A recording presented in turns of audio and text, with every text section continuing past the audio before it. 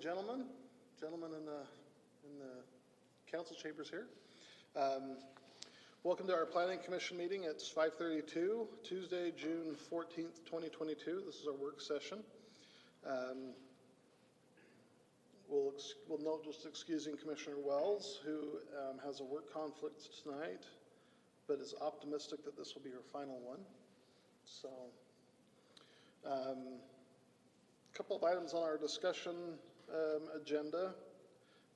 Excuse me, is the first one, list of code changes. Steve or Dave, or who's going to lead that one for us? But before we jump right into that, let me introduce my new planners to you. We have a few new faces here and a lot of changes. So David Stroud comes to us from Saratoga Springs and Orem City with 25 years experience in planning. He's our senior planner and happy to have him join us. And then we have Jed Shum and Stephen Lemitz back there that are new planners with us. Either recently out of school, out of their bachelor's, or in the master's program as well. Awesome. Jed's up at the U in his master's program, and Stephen has his degree. Both of them have a degree in planning from BYU as well. So, and then I think you know Rob Hobbs is out for a little while due to a death in the family. So our thoughts and prayers are with him, and in the meantime, contact me, contact Dave with any projects that are coming to commission that you have questions about. So perfect, thanks. Well, welcome all of you. We have a few things going on in Eagle Mountain, so we should be able to keep you occupied. Plenty busy. So, but Dave, go ahead. Okay, do we have a slide that just kind of... So, Commission, thank you. Probably my first or second day here, I took a phone call from a resident that wanted to build accessory structure, so I get in the code, see what the accessory structure code talks about. Had a question, so I raised it with Steve. Like, well, let's throw on the commission work session, it's a discussion. The resident called and said he wanted to build, I think he said like 2 24 by 40 accessory buildings in his backyard. I thought, okay, all right, look in the code, see what kind of regulations we had. One thing that did come to my mind then, dealing with other codes I've dealt with in the past, a lot of cities do place a limit on maximum coverage. Now, the way our code is written, the way it's worded, the plain language of the code, it says accessory building structure, singular, and so you can interpret that well, and you can do any accessory structure as long as that doesn't meet, I want to say it's 50% of the footprint of the home, including the garage. So, okay. So I thought I'd then ask Steve about it. Is this how we looked at it? Have we done them as each individual one? And so, again, just because my experience, that well, a lot of cities do by total square footage, so that's a discussion point tonight. The other item is state code recently changed. State code recently changed with this last legislative session in regard to architectural standards of duplexes or twin homes. Cities cannot regulate those now. There are some conditions where you can, if it's, for instance, like a historical district, you can, or if it's part of a development agreement. So I kind of already even redlined up some code. You don't have it now, but I was kind of working on it today. There's some sections in the code under the architectural standards where we would exempt basically duplex or twin homes unless they're approved as part of a development agreement. Probably not a whole lot of discussion we can have on that just because state code has our hands tied with that one. Can you go just on that? Can you go into a little bit more detail as far as what the state code change was for that? The cities cannot impose architectural standards. You have to have X amount of brick or rock, or you can't use these types of materials. It was there for single family. It was just added this last session for duplex or twin home units. And so we'll have to put that in the code so that ties our hands for that. Maybe it's good, maybe, I don't know. Some cities have different opinions on when the state comes and says you have to do this now. Sure. But that's one thing we'll work on as well. But again, probably not a whole lot we can do to change that or anything, any options on that. We're fairly tight on that. Okay. The other one we just added half an hour ago. I was looking at Overland Park plan right now. Look at the streetlight separation. In 2 sections of the city code, it says streetlights have to be separated by a minimum of 300 and maximum of 600. Another section says 250 or 350. So we're gonna have to look at that. Steve had then said we've been operating under the 250, 350 standard, so that's kind of how we're doing our reviews. So again, that's gonna be another change we're gonna bring back to you. Open for discussion. Do you want the 3,600? Do you want like the 250, 350? Again, discussion point for tonight. So those are the three that I had to bring before you tonight, so we could entertain any thoughts you have, any direction you want to have us look at, and then go from there. Great. Any thoughts or conversation on these three items? Just to start with, I know that these are kind of new to us, so. I was just going to make the comment that at the rate the state legislature is going, we may not need municipal planners anymore. It's only a matter of time. They want to take it off. That kind of seems like they want to. No, yeah. I mean, I say tongue in cheek, obviously, Yeah. but with a lot of, we've all seen it with a lot of different sections of code, specifically around residential, obviously. They've been chipping away at what municipalities can and cannot do. They want to take a lot more control in their hands as opposed to the. Yeah. Local control's great as long as it's located with them. Yeah, I'm definitely curious to see more on the accessory building structure. Yeah, and what we'll do, standards. we'll look into, hey, what are other cities, because it's always a good idea to say, what are other cities doing? I've never seen a city regulate the number. I've seen a lot of cities regulate total square footage. Yeah. And of course, building codes come into play too, is building separation of the house, building separation to other accessory buildings. But we'll certainly put together some information and bring it back for your consideration. Okay. And then just one question for you regarding the streetlight separation. Where was the 300, what section of code was the 300, 600 located? It was still in 16, but there are two different sections of 50. 15.70, I believe, is the electrical standards, and really we had those for when we had our power company. Right. And so I think that's why we stopped using that section and really focused on 15.10, which was more of our construction standards, and that there's a section in there at the end on streetlights and spacing. So we've been going by that, but we definitely should make some amendments to remove any contradictory language in our code. So it was 15, sorry again, 15.70. You have your chat box open there by chance? I sent you the references there.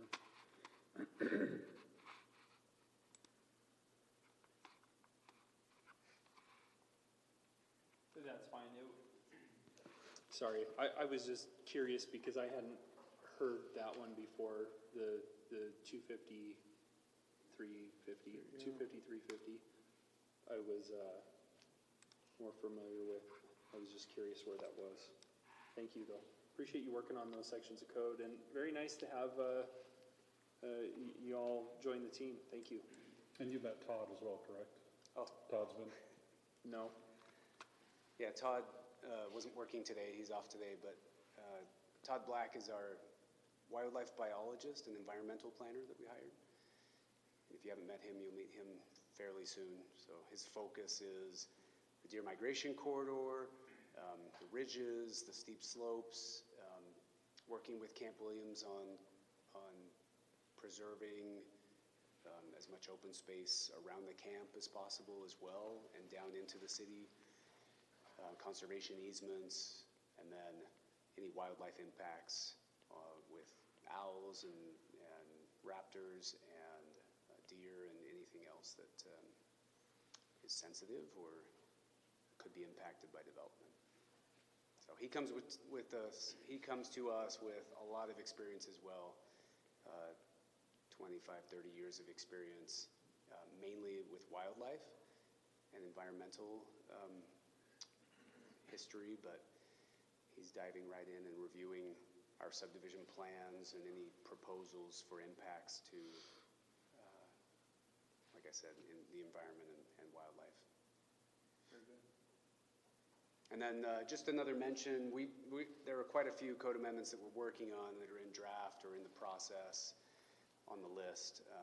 But one that Matt and I talked about was the road standards. So Rob Hobbs was working on road standards with council members Wright and Gray, as well as Zach Hilton, our streets manager, and Chris Trusty, our city engineer. So that will be coming soon. I think it's looking like some possible widening of the roads, our residential roads, just a little bit, add a few extra feet is what I heard as a possibility, and then looking at private streets as well and curb extensions and where those are appropriate, that sort of thing. Commissioner Panger asked if we'd address that. We've talked about it. We had a discussion regarding it, but there's not been any code that we have moved on. Yeah. Yes. One other item that we talked about is in our code, and I don't have the reference in front of me, my apologies, but in the multifamily townhome section where we've got the code that talks about having a man door if there's a rear-loaded garage. Did we get any feedback from the fire marshal regarding that? We did not. Okay. That's on the list though, and we'll bring that back shortly. And just, I mean, I think we've talked about this as a commission. It's been not that many years ago that we put in code at the request of the fire marshal of having man doors on rear-loaded townhome garages, but it's not ever been anything we've ever enforced, and the fire marshal hasn't enforced it through the DRC process either. And then we got some feedback at some point that the fire marshal said, "I've never requested that. I don't know what you're talking about." So my request is I'd love to get a letter from the fire marshal on what he or she wants to do. And then I'm happy to move forward however they want us to move forward to. I'm not married to one idea or the other. I am married to the idea of if we've got a code, we probably ought to enforce it rather than just not. So, yeah, if we could, and I think that would be, I can't imagine that being a complicated thing. If the fire marshal says, no, I don't care, it doesn't matter, then I think we just strike the language. If it is, then maybe it's something we just be more vigilant on. So maybe we can have that as a discussion for our next meeting. Yeah, sorry about that. No, that's fine. There's plenty going on right now, so. I've made a note, so we'll get in the fire marshal. Thanks. Any other code items from staff? Well, again, like Steve said, we got a big list. And Sure. Those are just the ones, we'll bring them back to you as warranted, and we can get the time to do it. Or if something's a priority, we'll certainly put that at the top of the list. Sure. One other update that doesn't have a lot of update, but I want to keep it in your mind because I know Commissioner Panger will at some point hit me with it again. Yes, zoning map. It's been a process, but our GIS technician has been diving into that and piecing it back together. So he had to strip it down from what it was and start anew. So in the midst of all the other projects he's working on, I keep bugging him about that, and he's working hard at it. So I hope in the next month we'll have an approved zoning map that's updated, and it's frustrating every day for us to not have one. So and the other project I'm working on for the council that was requested by council and planning commission is a comprehensive list, spreadsheet breakdown of the various vested units in the city through master plans, through preliminary plats, through final plats, where they're all at, and getting close on that too. It's been a huge project, but we're almost there. Any other specific code items from any of the planning commissioners that, I know we've had a variety of conversations, especially just over this last 6 months or so. From anybody? Commissioner Berger? Maybe just a follow-up. So last meeting, we addressed some sizing with some garages, and then last year, we were looking at the garage code. Is that still kind of in the pipeline of things to be addressed, or is Yeah. it? Yeah, okay. That's all I was Yeah. following up on. You're talking about the garage size? So this one was more the design standard on. Okay. Yeah, Yes, yeah, the garage sizes we just took through city council recently to amend that based on state code. But the standards, the design standards for multifamily residential as well as commercial, we have an RFP, a request for proposals, basically ready to go out. That's for architectural services to help us design that.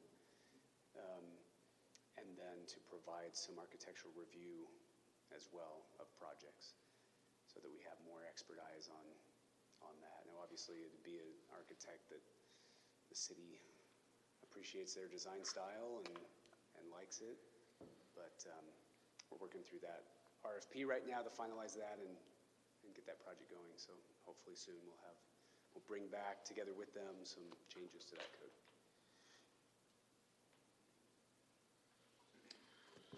sounds good.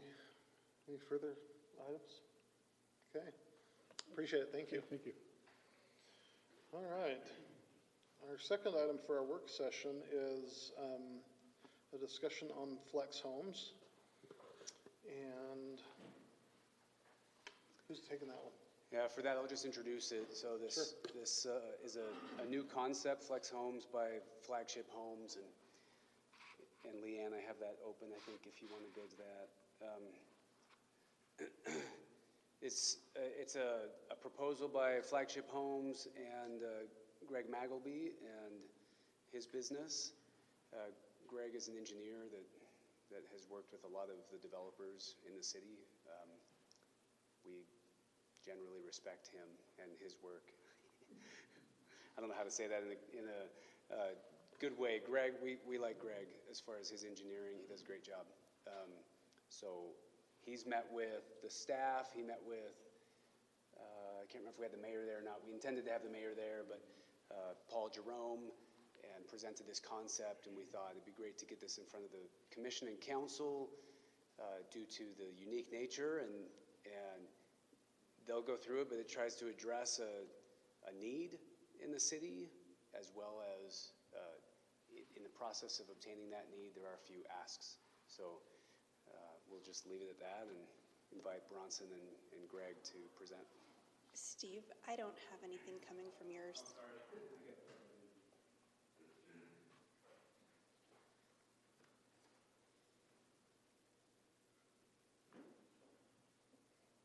There it is. Bronson Tatton with Flagship Homes. So we're really excited to be here tonight to talk to you about this Flex Homes product. And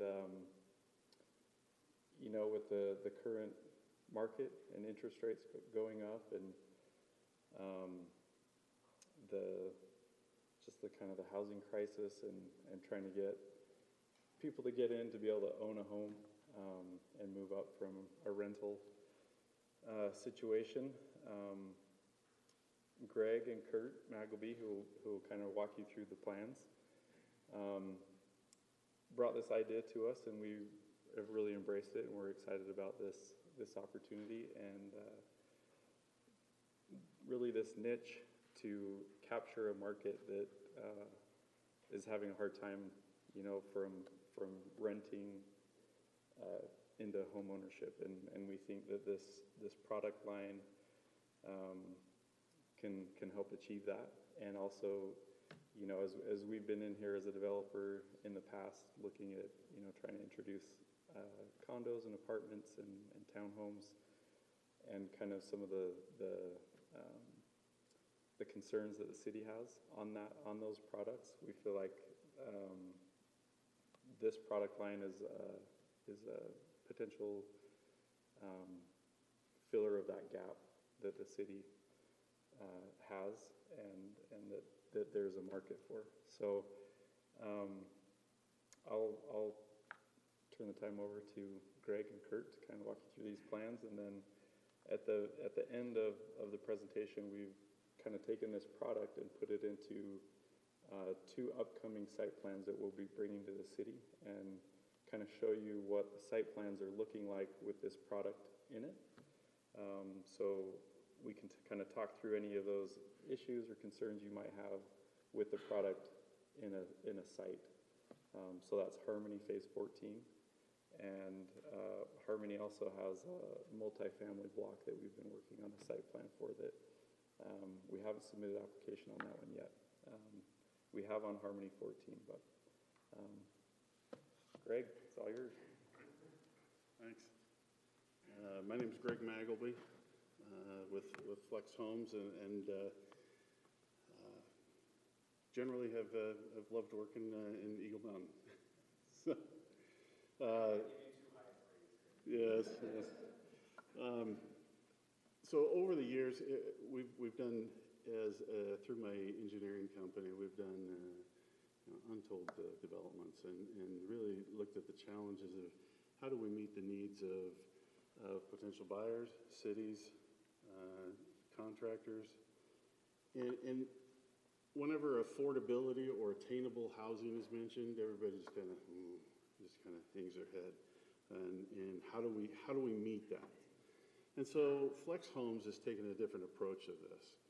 And the approach is meeting an attainable home while not maintaining it long-term as perpetually an attainable product. So the idea here is to match people that may be renting or a first-time home buyer with a home that they can afford to step into and grow into as their lifestyle changes and their lifestyle needs change. And anytime that, we do structural engineering, and that's a big thing of renovations. Renovations are generally very, very expensive. And so what we've tried to do with Flex is to say, how do we grow from an attainable type of product to a full-fledged lifestyle product without the pitfalls and the problems and the extra costs associated with renovations. So let's maybe move to the next slide.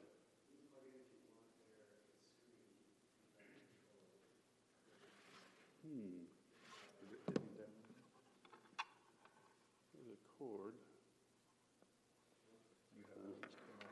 I don't. There's a HDMI, but he needs an adapter. there's one of those.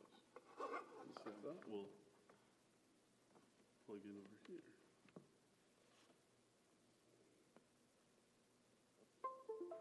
Nope. That one. Can it go to there? Do you see it, Leanne? Right? Okay, so let's go to review then. Yeah, we'll just use this and we'll scroll through. Okay, so let's go to the next sheet then.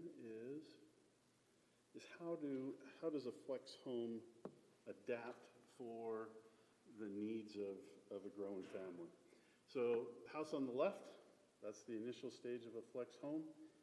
It starts off with a 2-bedroom, 1-bath, but it has the living spaces associated with the full build-out of kitchen, dining, and living space.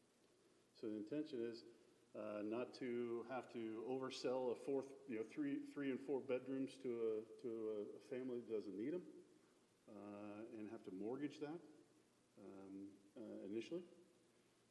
So you start off with the 2-bedroom, 1-bath. You finish, in this case, what we're calling the classic plan, with a 5-bedroom, 3-bath, 2-car garage options. So the key with renovations, I've looked at 5 things that cause renovations to fail: concrete work, excavation work, structural, roof, and believe it or not, landscaping. Everybody's scared, oh my gosh, I have to change my sprinkling system. Well, so we've taken out all of those issues in this. So the initial plan of the 2-bedroom, 1 bath has all of the concrete excavation, HVAC, electrical panels, everything's in play for a simple expansion that could be done, again, by a general contractor or a do-it-yourself type of person could do this in a few weeks. So let me show you, I'll walk you through how this then happens. First, let me show you how it sits on a lot. You know, there's some, I think I just moved the presentation. We're looking at a standard lot. This one is shown as a 55 by 100-foot lot. The brown section is the initial home. That would be a phase 1. Phase 1 is almost 1,100 square feet. Again, it's 2-bedroom, 1 bath on an unfinished basement, or you could finish the basement. The owner suite is the first addition on the back side of the home, which then creates a owner suite, bathroom, walk-in closet on a pad that was there as the patio initially when they moved in for phase 1. The garage slab would be poured. The garage slab would then be used as parking. Again, you know, one of the thoughts of, you know, a garage in an initial sale. Right now, a garage with today's interest rates would run you about $200 a month in your mortgage expense. Again, you know, ultimately we want people to have a garage, so we're making the provisions. The footings are all there. It's all designed. It's pre-designed. It's ready to be built. It can be built prefab and set on site, but it is not necessarily included in an initial mortgage expense. So again, we're trying to get people into a home that then is an attainable home, ultimately is a family home in a neighborhood that is fully improved like any other, you know, normal 8,000 to 10,000 square foot lot type of development. Okay, let's go to the next one. So, and also call it my brother, my older, wiser brother, has helped me on this. We've been teaming on this for quite some time. I don't have the Paisley shirts, but yeah, my name is Kurt Magley. I appreciate the chance. But Greg and I have worked on this a long time, and so the key is to really find this housing product that can help drive economic growth. Employers are looking to pay wages that are affordable for them as well, and attract both young professionals as well as people who grow up in the area. And we've got a problem with that in Utah. Most of the housing is now affordable for out-of-staters. It's easy to move from the West Coast. We've got family, we've rented, we have different places we've rented out to people, and as soon as we put them up for rent, it's easy for them to come. One we put up for rent was like 4 people from California, 2 from Oregon, 1 from North Carolina. But Utah has a real problem. So we're trying to drive economic growth for those workers here in Utah. And that's what this affordable housing option does, because you can get into a single-family home for under $400,000. You can get into a flex town, same concept, expanded out, from the low 300s. Those are unheard of numbers anymore, because you know average income, family income in Utah is $60,000, $70,000. A professional graduate from a college nearby, you know, they're making $65,000, $70,000. So they can get into this, and we have the ADU option in the basement, so they can rent that and qualify for additional income. So it helps them initially. They live upstairs, they rent the bottom. When they grow, they expand out, so they have the bedrooms upstairs, but they have a master suite for themselves. They get kids in college. They don't need to rent anymore. They take the basement. So it provides phases of life so that the community, they're able to grow with the community over time. They don't have to move out. So that's the thing we want, a very integrated, stable community. Plus it's stable because they don't have to acquire debt initially. Most of this then, from $300,000 or $400,000, you're leveraging owner equity. We all see that, you know, Utah is going to grow with the market. The housing market will grow, pick a number, 3 to 5% on average. So you've got to get into the market to grow with it. And plus you're paying your mortgage payments, your owner equity grows, you leverage that for your expansion. So the other is economic stability. You know, we want to grow into and not out of their home. We've all been in different communities. We like stable communities. Part of that is that neighborhood feel. Greg mentioned even landscaping. Part of this is, I lived in Mexico for a long time, 8 years total. Flex homes in Mexico are in constant construction, and you see it from the outside. Everybody uses, to fight inflation, they buy what they can and build. This has a constant facade. The front elevation is the same. The front is also HOA maintained. So you want to be able to go into a neighborhood and not see phases of construction. You won't see any of that here. So, no. Diversity and value, Greg mentioned it, we've got to really avoid those remodel penalties. That's a killer. Nobody wants to remodel and call a contractor. We have preferred contractors, preferred financing, a concierge service. So Flex Homes with Flagship. Flagship does what they do best, the initial build. Flex Homes comes in, and we have then a service for up to 5 years with the homeowner to help them through that phased process. So they're not buying something and being left alone. We'll have preferred contractors, a website that provides regular updates on cost and contracts. Contractor comes in, does the work, so they call the service. That's what gives them the certainty that they can get cost and quality over time. So this marries both the initial build, then with that 5-year tail. And over 5 years, if you use the model of 3% growth in the market and normal principal payments, they will have enough owner equity to do all the phase expansions in 5 years. So this is a community that's investable. Others, you build once, especially condos, apartments, we've all lived in those. They're invested once and stagnant and decline. These are intended to be invested and then grow. Neighborhood focus, the other thing too, we have kids, we've invested in different requirements. The worst problem is parking. So each one of these units has 4 parking spots per unit, 2 for the main, 2 for the ADU potentially. They're dedicated to that home. If they don't need them, they can pool them to the HOA and rent them. But imagine a community where you don't have to have parking all over the streets or in the front. We've seen them everywhere. Usually, especially affordable housing, parking is the #1 problem. So, and then we just summarized, and then we'll let Greg go through the models. But if you look at economic growth, the flex home, and it's only affordable in that early phase, then it's investable and it grows in value. So you go from $380,000, let's say, as an example. Over time, you're going to get up to that $525,000, which is similar to a full 5-bedroom, 3-bath, 2-car garage home. You avoid the apartment, trap, as we say, the rental trap. Economic stability, you're growing into it. You're leveraging that owner equity over time. The ADU rental is a real positive thing. It also provides low-cost rentals in a community that's growing. That are permanent.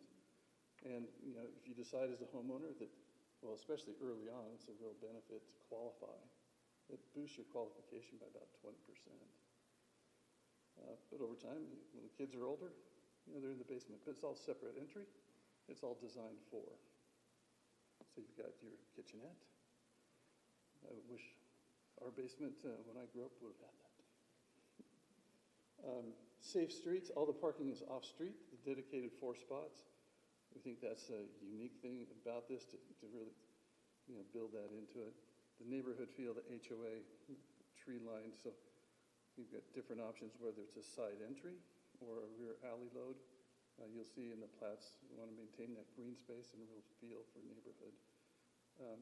Affordable initially doesn't mean it has to be cheap, and it doesn't have to have that neighborhood feel, because ultimately that's what drives the value. And then lower costs, certainly you're coming in at, as we say, the home you need when you need it.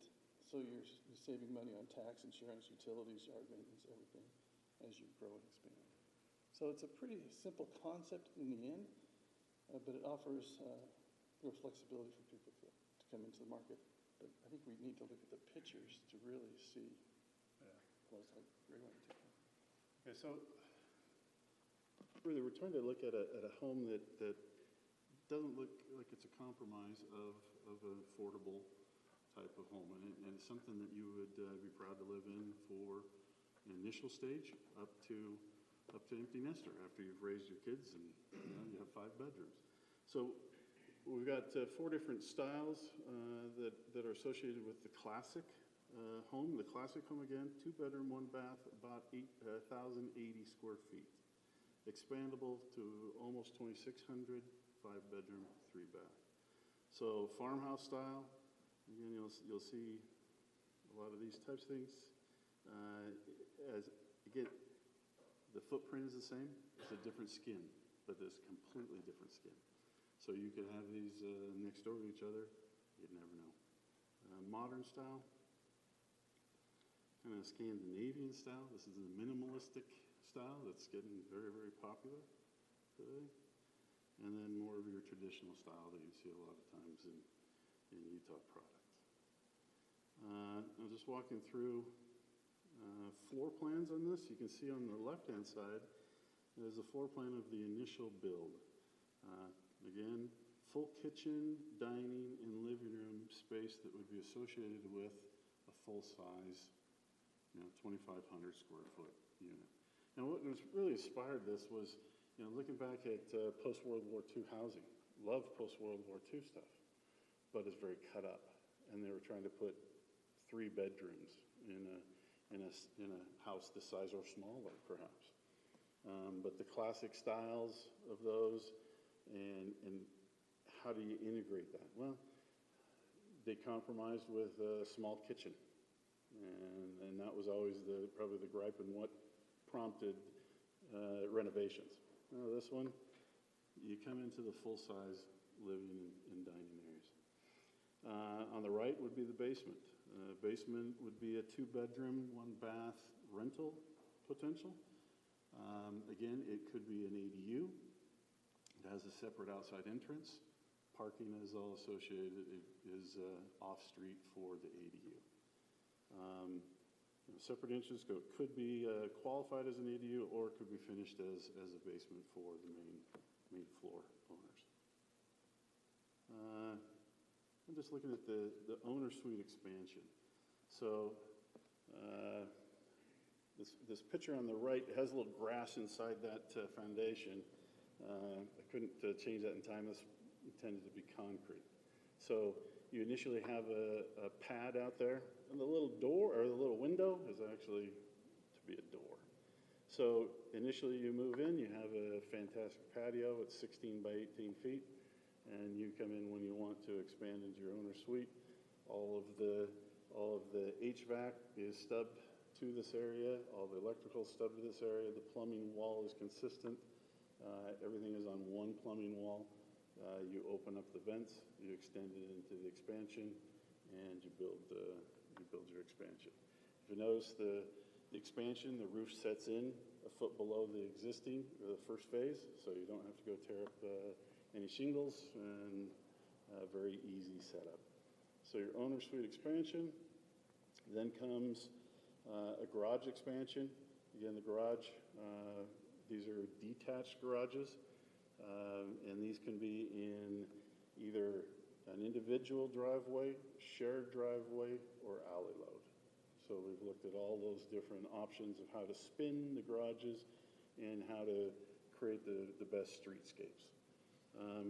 Garage-dominated houses, are kind of the typical right now. With a flex home, the idea here is we do not want it garage-dominated because we initially don't want to necessarily build a garage and force people to mortgage for that garage. But then we don't want anybody improving on the front side of the home. And so the garage is always set back behind the front facade. We're also have designed additional plans. One is a 2-story. Again, this would be a fairly narrow 2-story. Some people call these the detached townhomes. Same intention. You come in with a 2-bedroom. In this case, it's 1.5 bath because there's a full bath up and a half bath down. There's an ADU in the basement, potential for a 1-bedroom, or you can expand into that for up to 2 bedrooms if you're just using it for yourself. The owner suite, again, is on the back side. You have a patio off the back side that you use initially. It's the owner suite potentially for, again, the room, bathroom, and closet. So this home would go from a 2 1.5 to a, how many is it? 2, 3, 4, a 4 3.5 bath home. And again, 2-car garage. In this case, it could come off to the side. These, a lot of times, I like the street scene to be fairly clean, and I love an alley load on this type of product. So some of these you'll see in some of the plans that we're proposing would be an alley load. So a couple of different elevations on that. Then we take a look at this and say, okay, how do we apply these same principles to a townhome? Townhomes are fairly simple, but how many townhomes have main floor living? Initially, none of them do. You get a lot of 3-story townhomes now, and the main floor is kind of an odd entry room, and it's just built as an office, but it's never as a bedroom. The intent here is, again, a 2-bedroom, 1.5 bath townhome, which would expand with an owner suite off the backside. The garage behind that would have a small backyard, the garage, and then the option of an ADU in the basement. And again, the ADU is a fantastic option for initial financing, but I also look at it as it's a fantastic option to have the space paid for when you need it. If you can use it to advance your financing options in the initial stages, provide for rental for a community for a period of time until you need it. I look at my own life. I didn't use the basement until my kids became teenagers, and then it was like banish them to the basement. Well, here you have a basement that has been paid for by providing for as an ADU. You can use it then as a basement, and when you get back to an empty nester like I am now, perhaps that can be an ADU and a source of income long term. So very unique in a townhome situation to be able to provide that. So some of the things that we're looking for, so this is where we come with an ask. What does the city need to do to support this partnering of this type of development? First one is the garage. Certainly a garage could be built at an initial stage, but the hope is that the garage, while it is planned, designed, the pad's there, all the concrete's there, the electrical conduit is run for that garage, that it could be postponed until the homeowner builds up enough equity or has enough need for that to happen. Again, the parking is behind the front of the home. No parking is in front of the home. And so it would be, not required at C of O if conditions were met. And those conditions would, that's what we're trying to afford here with the Flex Home, is those conditions and ability is there. ADU entrance. The ADU entrance for the 2-story and for the single-story are on the side or on the back. One thing very unique about a townhome that we're looking at is the ADU entrance would need to be on the front to accommodate them. Because if when we're stacking, so those middle units would need to have an entrance. So the idea here is the entrance to the upstairs goes up and over the entrances to the downstairs. And the idea here is not to allow changes to this. This would have to be, an ADU would be allowed on the front if it is designed into the original and the HOA does not allow changes. It doesn't allow a dorky little roof to be put over it or some strange thing. But this would have to be an HOA control. So that would be one if and one exception. The other thing that we're looking at is impact fee timing. This is an interesting one. If we're building in stages and the impact is coming in stages at a 2-bedroom, then a 4-bedroom, then a 5th bedroom, can the impact fees be staged to, again, encourage attainable homes? It's not asking for an abatement. That would be great, but it's asking for a segmentation of those impact fees. As the impact comes in, and again, I'm not necessarily talking on all types of impact fees, but it would be certainly sewer, water, maybe some other public, I don't know, police or something, that would be based on occupancy loads of a home.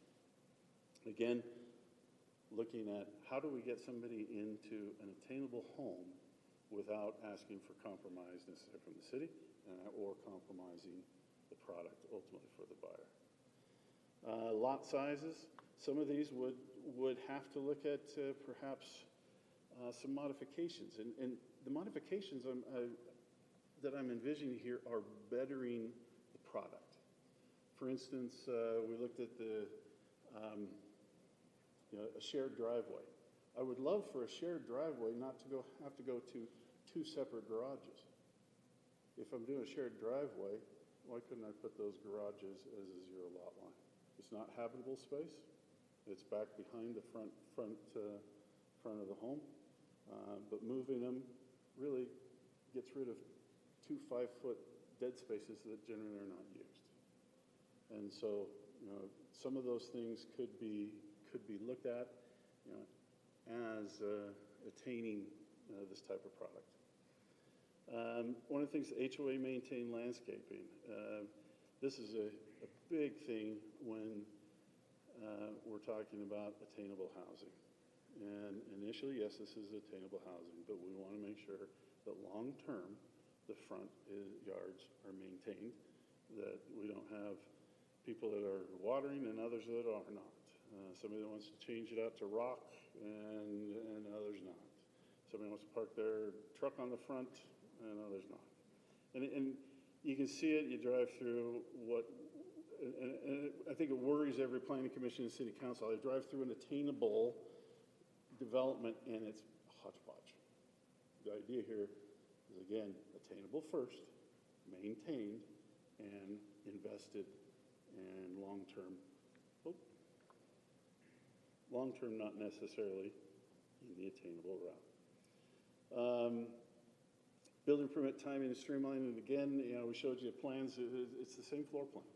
And so perhaps there's some working with the building department to say, as long as we're not amending things, that things can move a little bit faster through a process, or they're almost cookie cutter type of things. So with that, let me just show you a couple of potential developments that Bronson's had us look at, again in Harmony development, and we took existing layouts and we looked at it and said, okay, what can we do with flex homes here? So the top left one is, I think that's 14. This is HOD 14. It's basically the same concept or the same layout that was done before, with single-family homes with alley load and driveways. And we've kind of taken a little different tack here. The garages are detached. There's lawn space between the garage and the home. And again, the gray area you see on the back side of the home would be a patio for the interim until they build an owner's suite on top of that. Again, the idea here is to make sure there's adequate parking, so we're not forcing any parking on the street, and we're looking at 4 parking stalls per unit here. I know there's a real push to say, well, driveway is the solution for parking because everybody's going to store stuff in the garage. That may be true, but I really like taking the garage and the driveway and detaching them and giving the same amount of parking, because now I don't have to jockey, cars, and they're fully accessible at all times. All 4 of the slots would be available. Let's look at the other one. Yeah. How does that park your four parking stalls per Mhm. unit or per building? Yes. Yeah, so let's just zoom in here on one of the corners. So this first one on the bottom right, that's a classic. So that would be a one-story, 1,080 square foot. It's got the 4 parking stalls on an alley coming through. It has this 4 right behind it. The next unit, and I've taken the liberty to put these garages right next to each other. Again, we could park a car between the garages. Just doesn't get, it's not very efficient. And I don't think it creates a very good streetscape. So those are 2-story units. Each of them then would have 2 stalls in the garage. And then there's a half a stall we'd share, and the remainder of the stalls would be up here in the corner, perhaps. So the idea is to keep it all within 150 to 200 feet away from any unit, that you would have all 4 of your stalls. Again, fantastic idea of, you're allocated 4, but you need 2. It's just you and your wife in an initial stage. Somebody has a teenager and has an extra car. Maybe it's $25, $50 a month, and you get some credit through the HOA and you rent it out for a period of time. It's still your stall. But somebody, again, the lifestyles of these ever-changing and updating can accommodate that.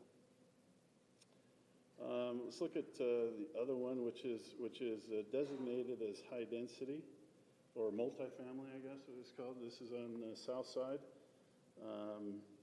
And this one is incorporating the 2-story and also the townhomes. So we looked at a lot of different options on this. I mean, there's been options of, do you do stacked flats in here? How many units do you get in stacked flats? How many units do you get going to twin homes? The number of units here and the quality, I think, of the development is superior to a stacked flat alternative.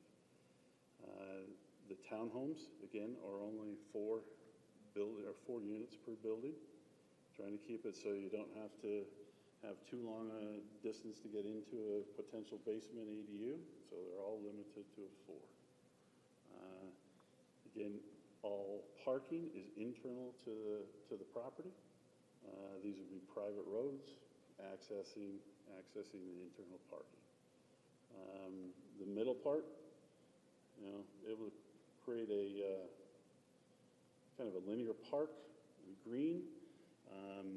One of the things we're looking at is, I think these are 75-foot spacing face-to-face of buildings. Where in a lot of times you'll see multifamily, they're trying to push that down to 30 or 25 or 10. Last one I saw, the front porches, probably 6 inches apart. They were angled, so it was kind of a cool concept, but once you got down to the pinch, the front porches were that close. So the idea here is again, create something initially attainable, but investable, and you grow into the product does not stay an attainable project perpetually. So as the city grows, these flex type products can be built, and you don't have an expectation that that's going to be the attainable forever.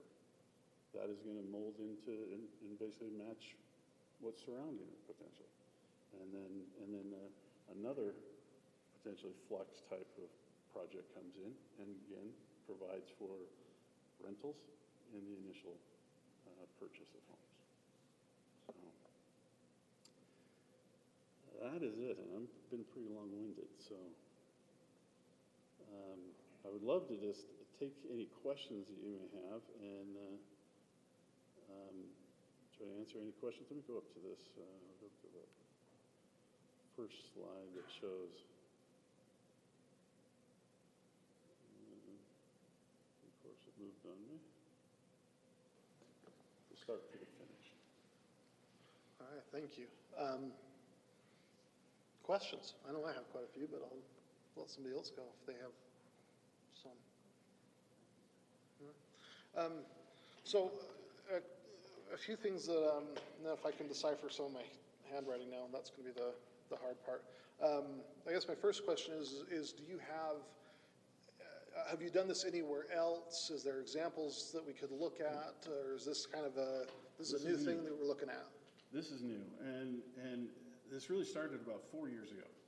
And this idea, and because, you know, as I'm designing developments, the biggest question is, okay, now what do we do for attainable portions of this?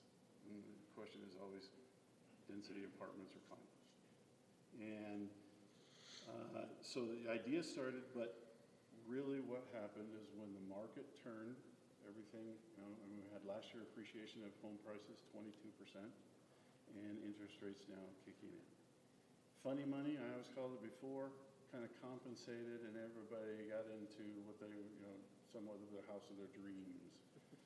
And, you know, unfortunately, a lot of that is funny money, and they're probably over leveraged. And so with the latest changes of market and housing costs, this really kicked in. And so last summer, that's when my brother and I sat down and said, okay, it is time. We need to bring this to the market, because again, we're not looking for a compromise of the ultimate land use.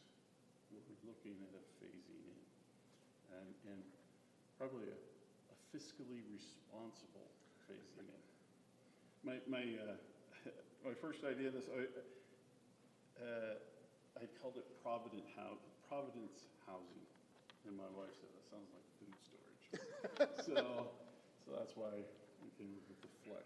So the whole idea is here, building as you need without compromise. Sorry, can you come up to the microphone just for the recording? The other point too, in terms of timing, why this hasn't really been done before, because it takes two to tango here. And I think, you know, Flagship, a very innovative builder, and willing to integrate this as a new product option.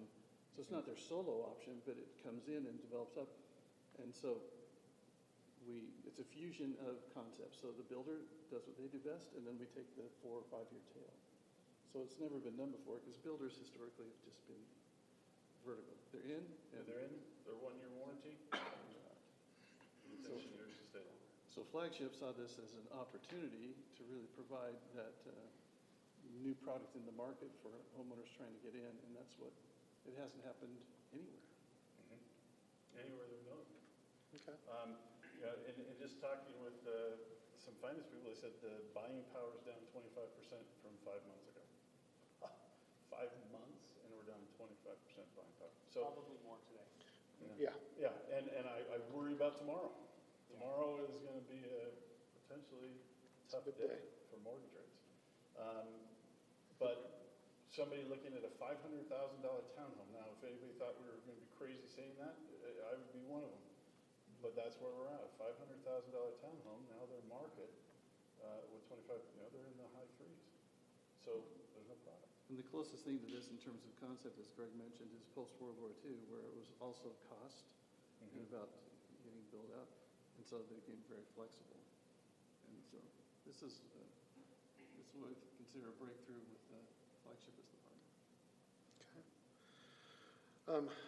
The next question I had is, are there any requirements, any deed restrictions that keep this as more of an owner, the primary part of it, not an ADU, but an owner-occupied type of a product, or is there something that prevents an investor from coming in and saying, I'm going to buy 5 or 10 of these, and then they never build out? They always stay as that initial footprint. Yeah, we've actually purchased some of Flagship's townhomes, and they stopped us on the 3rd purchase because they said, we're an investor, we're not an owner. And so there would be a significant push to ownership. That's the intent of this. This is not an intent of an investor-driven product.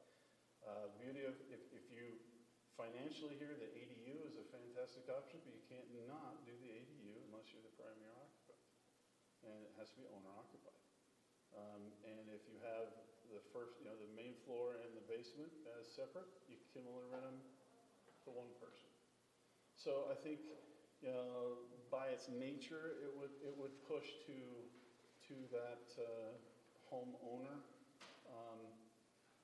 This is, I think certainly there could be some HOA type of restrictions that you could look at, similar, they do this all the time in St. George. They're trying to push that, make sure that it's not a VRBO. And so the owner occupancy has to be at a certain level and people are grandfathered in. And you have to wait your turn if you want to do that type of investment. I think that's a great point because, again, the intent here is not to meet an investor need. It's to meet a homeowner need. And anything we could do from a builder side and the city side, I think would be warranted here. And that's my thought process is I'm intrigued by the concept. And that's kind of my thought process is I would hate to have it, sold to the city as this is the thing, and then over 5 or 10 years it's going to, we can build out and expand and do these different things, and then have some kind of an investor come in and go, hey, this is attainable for me, and I can buy 20 of them, or I can buy 5 of them, or whatever that number is, and the investor has no incentive to add on a master suite, add on a garage, those types of a thing, and so that's something that's the thought that I a had. lot of that is something on the. I think it would have to be a joint city and developer type of thing of how that is accomplished, so that it Especially through the ADU, so the Right. investor can't just come in and provide rentals. Right. Yeah. And then the next question I had is there's no requirement for the homeowner to do the expansion, to do the master suite, the garage or anything There's no like that if they requirement. didn't want to. Yeah, no requirement to do so, but we're trying to take out any impediment so that they could do that. Just giving them the main floor plan and saying, here's your set of plans for an expansion. Good luck, you have to bring your concrete guys in. It'll never happen. Yeah. But giving them a smooth transition to use the flex homes portion. So Flagship comes in to close the first phase, whatever that first phase build is. Flex Homes then takes the tail of this to really hold the hand of the people. What are the costs? Maintaining cost contractors so they have, they have confidence that they can expand at a known cost and a known plan. A renovation, good luck. You call a contractor and they'll say, cost plus. and who knows what that is. So I think if we provide that service for 5 years, they can feel comfortable that they can do it within that 5 and get it done. And we can provide the cost and quality that they can have confidence with. Plus, as you get closer, different contractors, we're going to be able to offer volume discounts. And there's a sale on expansions. So we can, our goal is to clear out everything in 5 years. Yeah, we've had discussions with, this fits perfectly into somebody that would panelize a garage. You got the foundation there, you have to drill the bank bolts, you have to match the facade and the style according to the original plan, but you can panelize this and install it. And so Kurt's been talking to some of these folks and, they would be willing to offer a discount if you could say, well, we'll get 10 of these. Local builders, in a day they can install as long as everything's pre-done.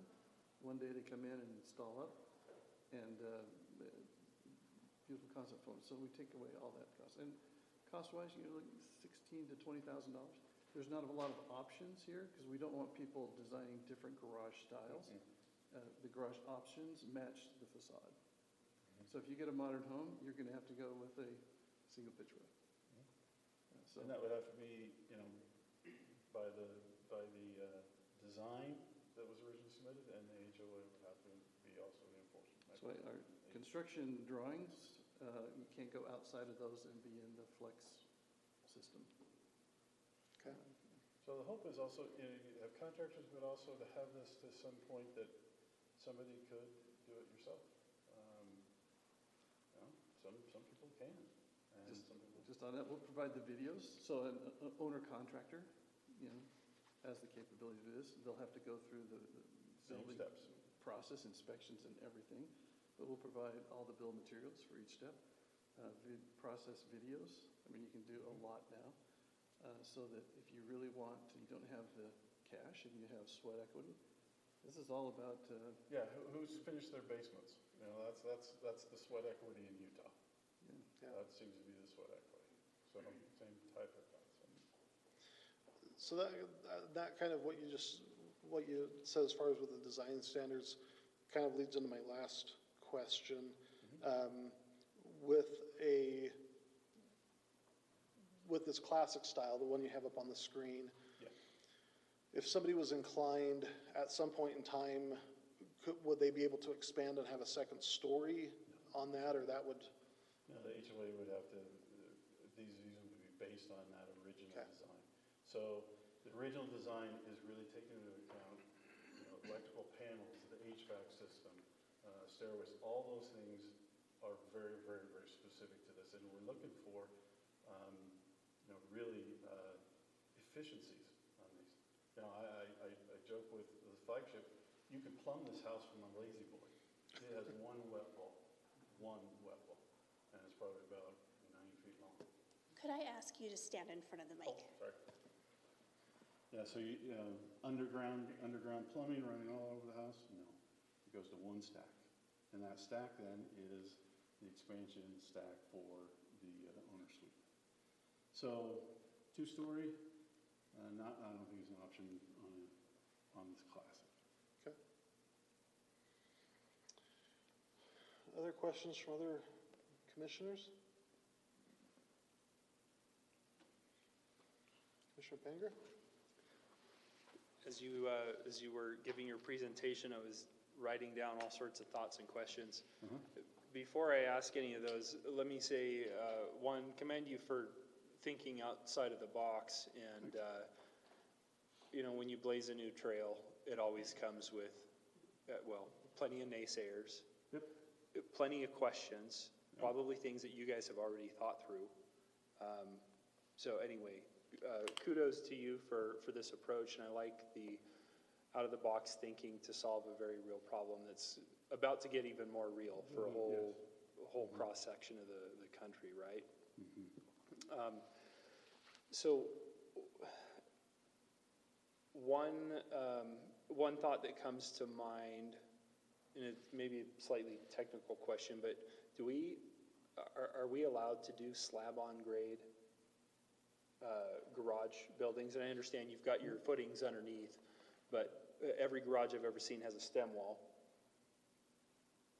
So So it's slab on grade, but it's a thickened slab on the end, so it acts similar to a stem wall.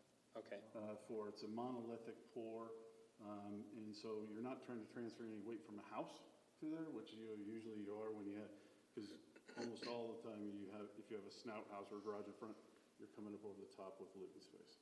And so the weight is significantly more on that versus a standalone garage.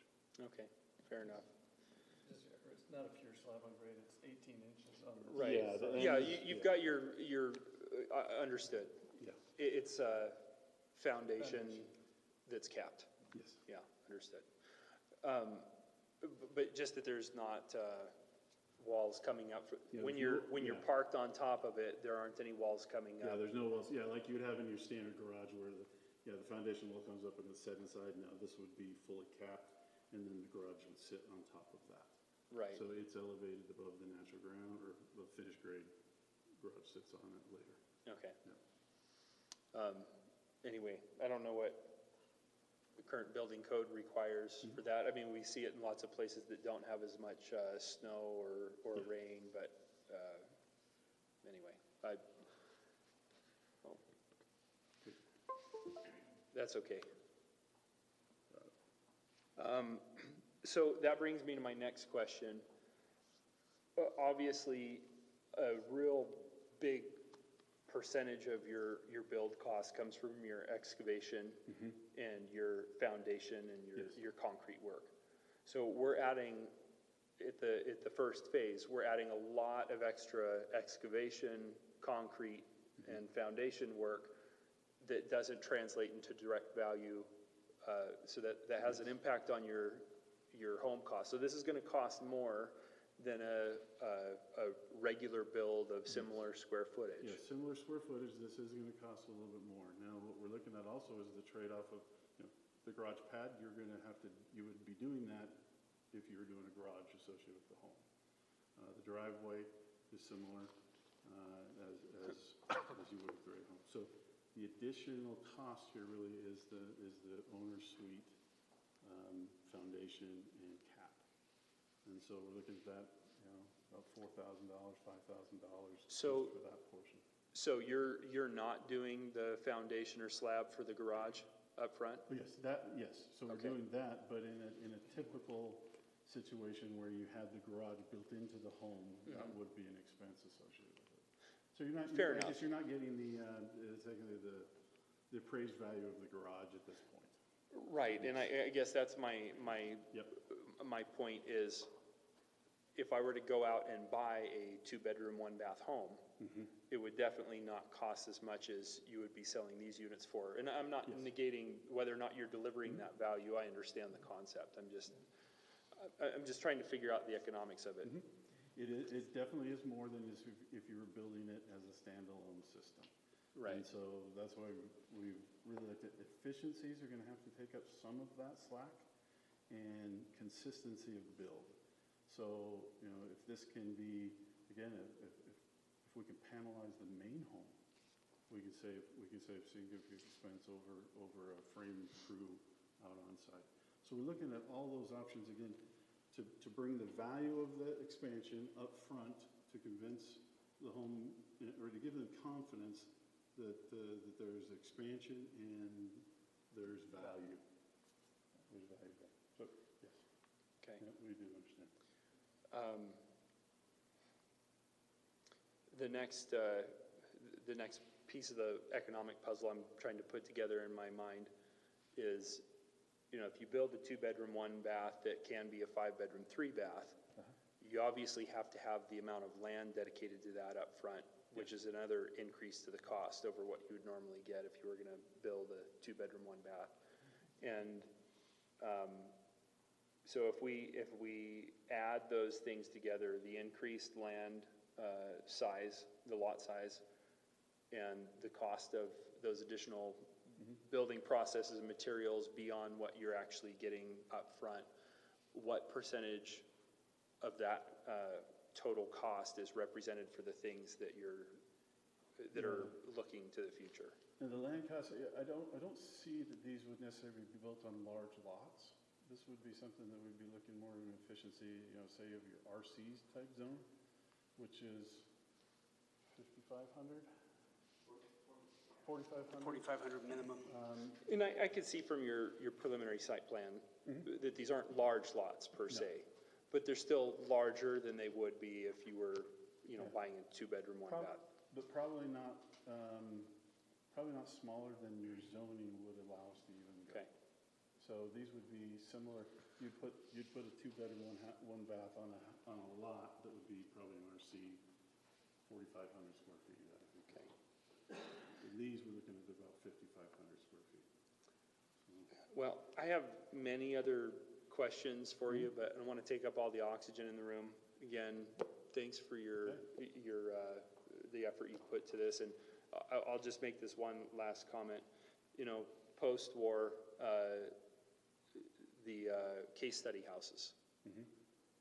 Different concepts, mind you, but similar vein that they were asking the question at that time, what can we do with building materials to make homes affordable that people want to live in, that are a nice environment and give them value? And this is a very different approach to that same concept, but I appreciate what you guys are trying to do. Thank you. Other questions, Commissioner Allen? Yeah, just a few quick comments.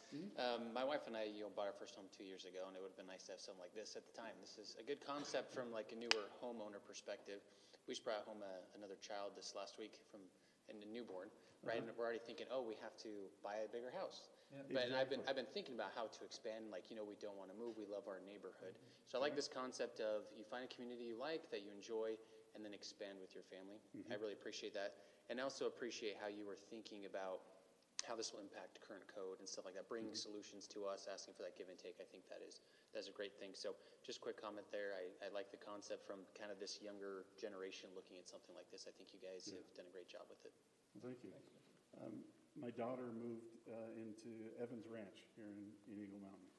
And I designed Everdrawing, so that's my baby. I love that one. So I hope you like it. But in the area that she wanted to purchase, the smallest home was a 4-bedroom, 2-car garage, walkout basement. And so very, very fortunate they caught it before the uptick. Their same home right now is going for, well, they purchased for just over $400,000. The latest models of those in Saratoga are going for $640,000. So, and again, at $640,000, I would look at that and say, okay, you didn't have any children when you bought this, so what are you doing with the extra bedrooms? You're mortgaging for the unfinished basement, you're mortgaging for the garage, you're mortgaging for all these things. You have a bathroom that you haven't even cleaned because nobody uses it. So you're mortgaging for these things. And then, that's why this, I think, is such a built-in type of option. Commissioner Berger? Yeah, I have just a few.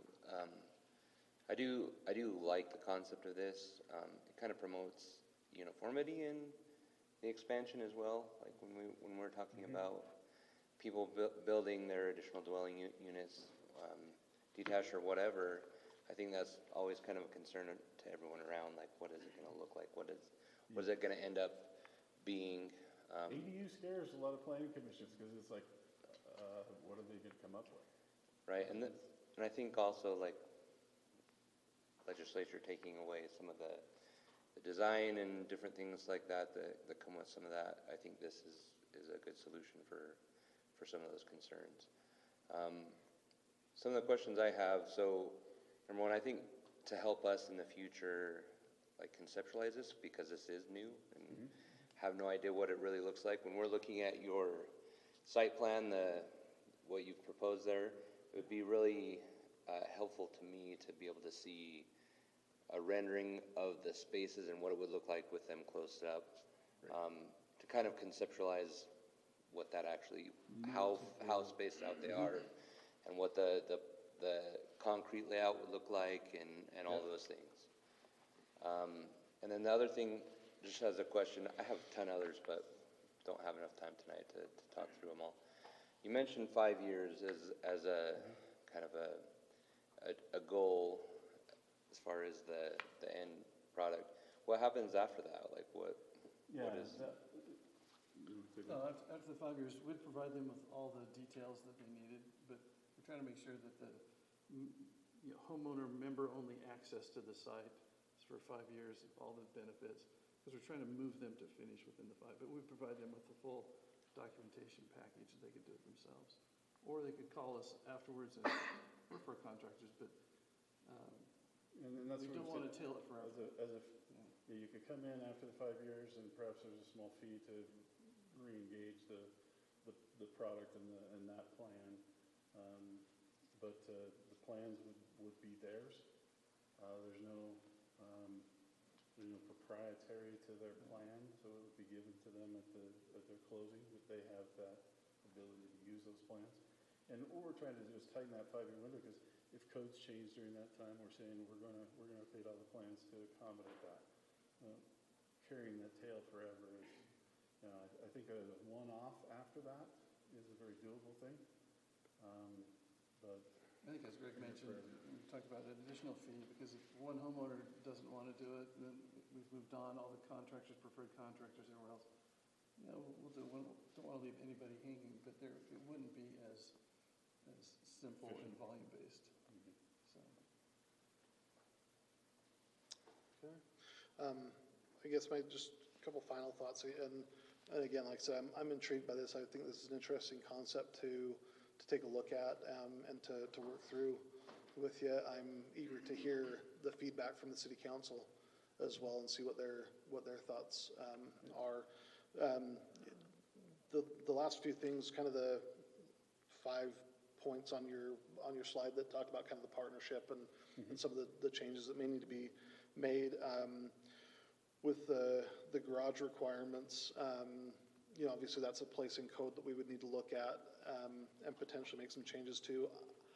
I don't know that I would be opposed to having a 0 lot line as far as the garage piece of it goes. You know, I'd be interested in that. I've not thought about a front entrance for an ADU for the townhome product, so that's something I would have to kind of mull over. But I understand the request on it and the request makes sense. So we can give you details of that. We do have renderings and things to show how that takes place.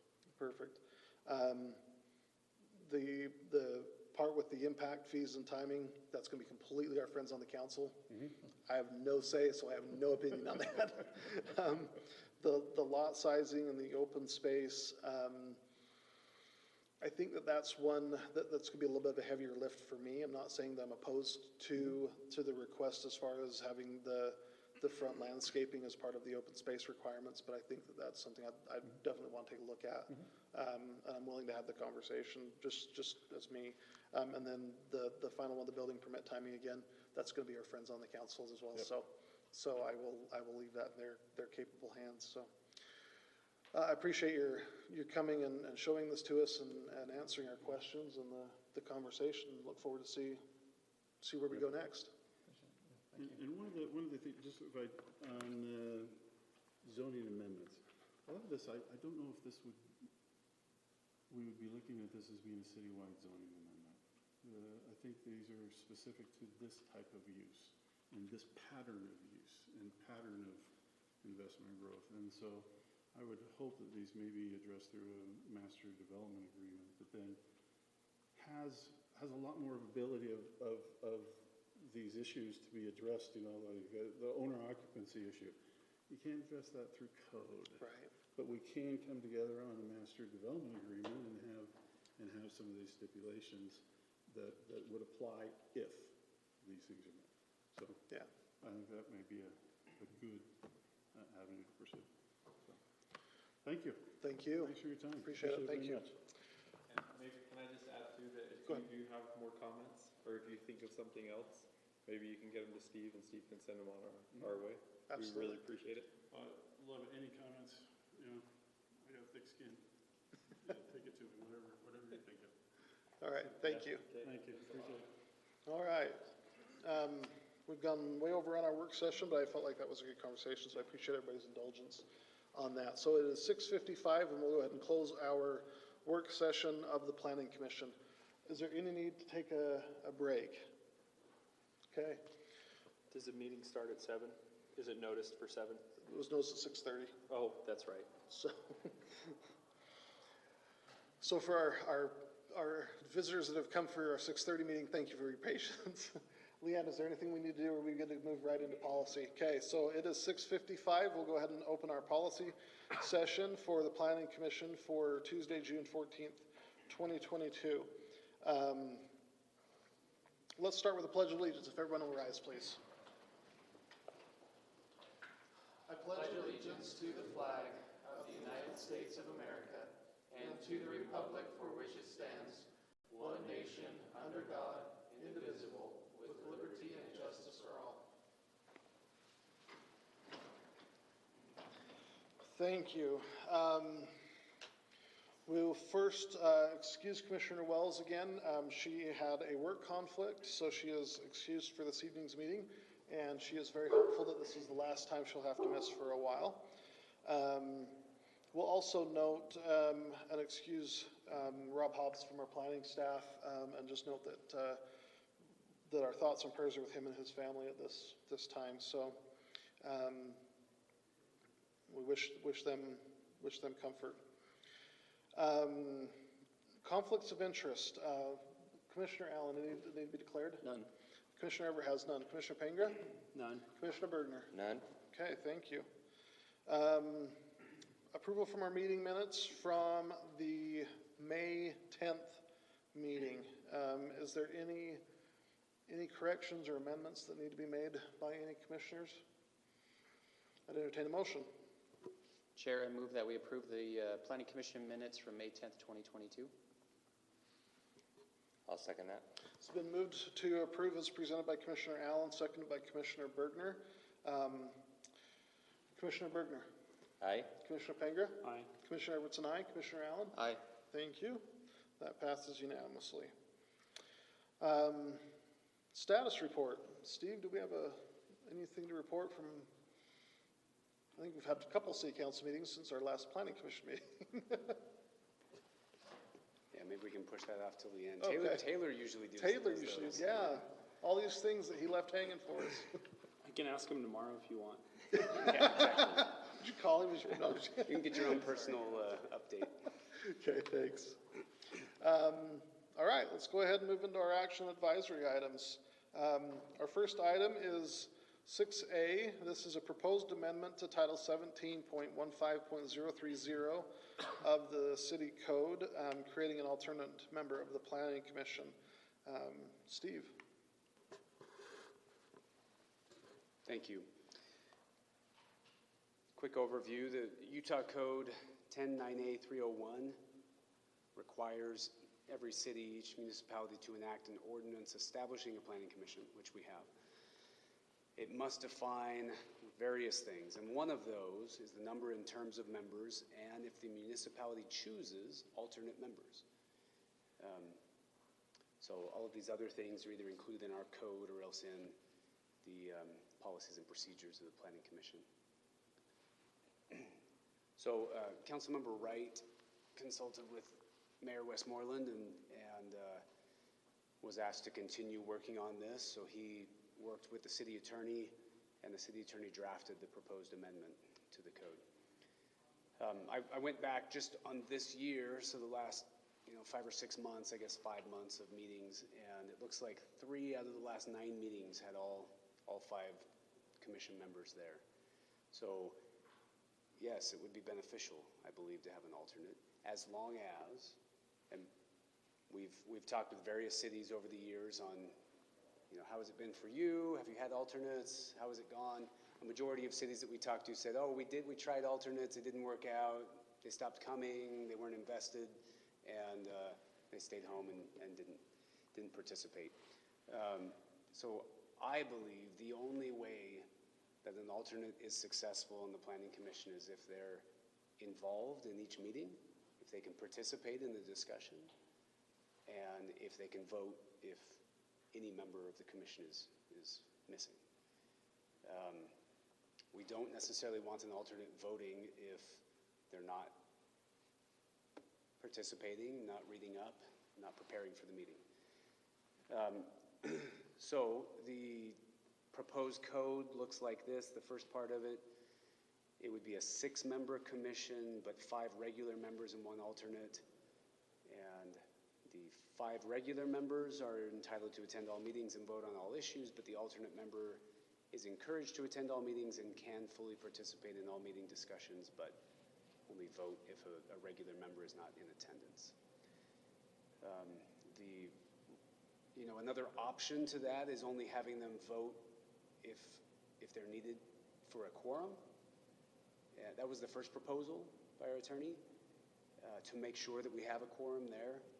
But I just feel like if they're not involved and able to vote occasionally, then they lose interest, really. The terms that are in there, regular planning commission shall serve terms of 3 years. We can get rid of the old language that initially created the terms, and then the alternate member shall serve until appointed as a regular member or removed in accordance with subsection G. I guess, there's a possibility to add something else in there that only allows an alternate to be on for a certain amount of time. I guess you could have a long-standing alternate that's never appointed, but I would think after a while that either the mayor or the council says, hey, you've served long enough and we haven't had a vacancy, so, but the whole idea is to prepare someone to be a regular member of the commission, and then you replace the alternates rather than the regular members. This section, notice to council, was added in because it was added in recently by the city council for other board appointments, and so the attorney put this in as well, knowing that the council would want to add that. So it requires the mayor to provide notice to each member of the city council 5 days prior to publicly noticing the possible appointment, and provide resumes or applications as well, and then the city council can individually provide the mayor with feedback or recommendations. So that's the same language that's in these other sections. It was added by the council. And then removal just allows any planning commission member to be removed by the mayor with the advice and consent of city council. It kind of standardizes that. And then also for cause by city council, that's already there, just removes the written charges, not necessary. And with that, we recommend approval, and it did not require public noticing. I can't remember if it was listed on the actual agenda as a public hearing, but I don't believe so. Okay, so the city attorney said even though it's in Title 17 or Chapter 17, it is not a land use ordinance, so it does not require public hearing. All right, thank you. Any questions from any of the commissioners on this? Commissioner Berger. I just have one on, as far as questions go, on G right there in front of us. I'm assuming that the members being crossed out wasn't fully intended there. It was just to make members lowercase. Good catch. After planning commission midway down. Oh, yeah, thank you. Okay. We'll fix that. Good catch. Other questions? I had one item on letter B. Can you go back one slide on that one? Just talking about the alternate member is encouraged to attend all meetings and can fully participate in all meeting discussions, but the alternate member shall only vote if a regular member is not in attendance. My thought on that is to add, or a regular member has recused themselves from an agenda item. Because we have had that a couple of times. I think of the 3 meetings that we've had that all 5 of us were here, I believe it was this year, at least one, Commissioner Wells recused herself from an agenda item because of a conflict that she didn't want to be involved with. At that point, I feel like it would be appropriate to have an alternate member participate, well, to vote in that, on that particular item. Is there any disagreement or heartburn regarding that item? I'll share not with that particular item. I have some general concerns about this code amendment in whole, but I'll save my comments until everybody else has had a turn. Now's Commissioner Allen. Yeah, if you want comments now or however. Go ahead. Yeah, just some of thoughts on this. I was looking at other neighboring cities, see how they do this. So I guess the 2 issues that are brought up, you want more eyes on stuff and then to necessarily train people to move up. My thought is, if we want more eyes on it, I noticed a lot of neighboring cities actually have 7 members of the planning commission. Now, I'm still not sure where I stand on that. That would maybe make our meetings feel longer if more people are trying to, say something. Sometimes it's good to have a smaller committee, more efficient, right? But if the idea is to have more eyes on something, that's something we could do. That would bump up the number of our quorum, needed for a quorum, right, to 4. But that's one thing we could do. Sandy, Lehigh, Provo, Saratoga, Alpine, Orem, all of them have 7 regular members of their planning commission. And then most of those have 2 alternates. One thing I would maybe recommend is adding a term limit for the alternate member. All of these other cities also have that, where someone was appointed as an alternate for a given term, like 3 years. I like that idea because it's kind of, in my mind, a graceful way of saying, you know, I've done my time as an alternate, I'm done, versus the way it currently is in the code. It's like you have to be removed, right, by the mayor. I think it's nice to be, oh, I've done my 3 years, I think that's it. So I think it's good to have a term added on there. Otherwise, like you mentioned, Steve, maybe they'll just sit on waiting forever to be appointed, right? So I think it's nice to have that in there. So those are just some quick thoughts. I just want to hear the fellow commissioners' ideas on those as well.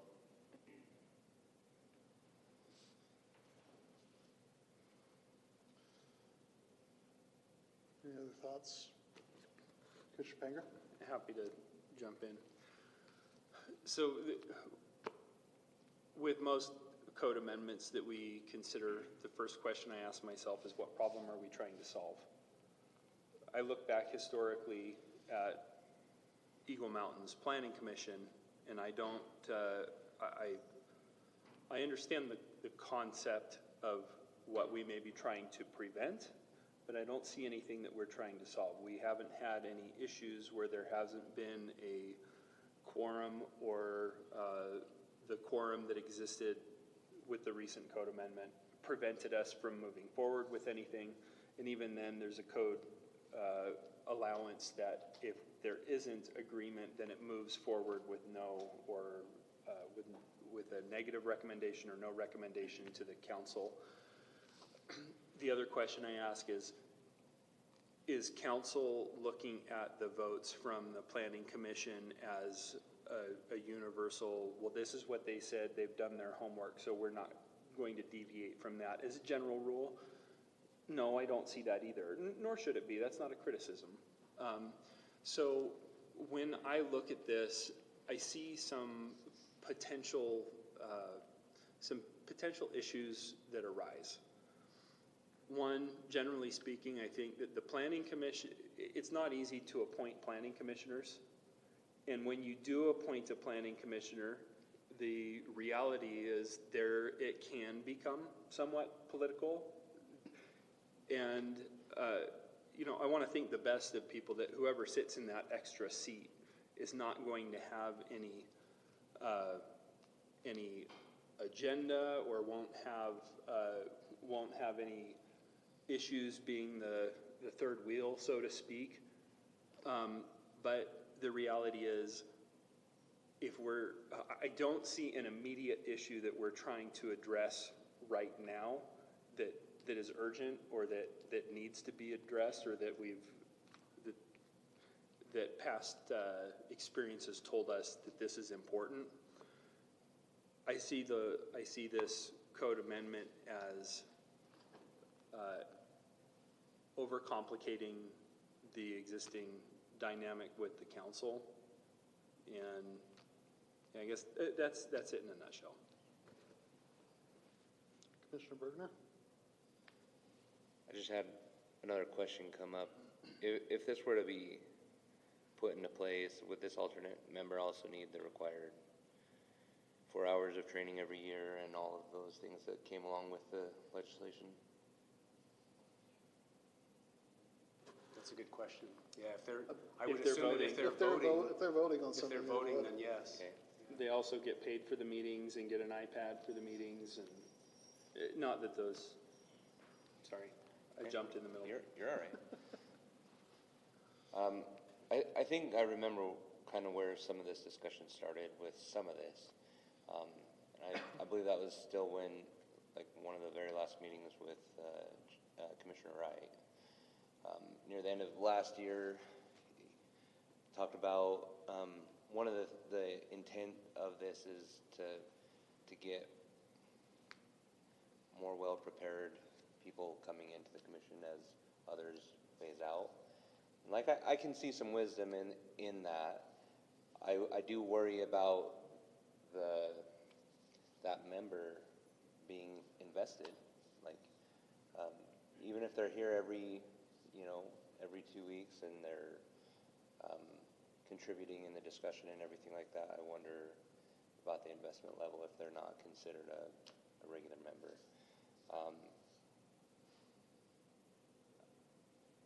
Yeah. There's other things in the background, like, that I think about how we've been appointed. Like, we've all had our own experiences with that, and like I can see some kind of veiled structure to this, trying to allow the city council to have more information before the appointment, before the vote's made for that appointment. I don't have a problem with that. I don't have a problem with language changes of, if we're appointed, we should be able to be removed at any point for whatever reason. Really, I would just, I have this underlying concern about some of this, but it's a separate thing, and it has nothing to do with the way that this is drafted. I think I don't necessarily have an issue with this, but again, I don't know what the cause is going to be. You know, are we going to find ourselves floundering in a year with someone that can never be filled into an alternate role, or what are we going to be left with? So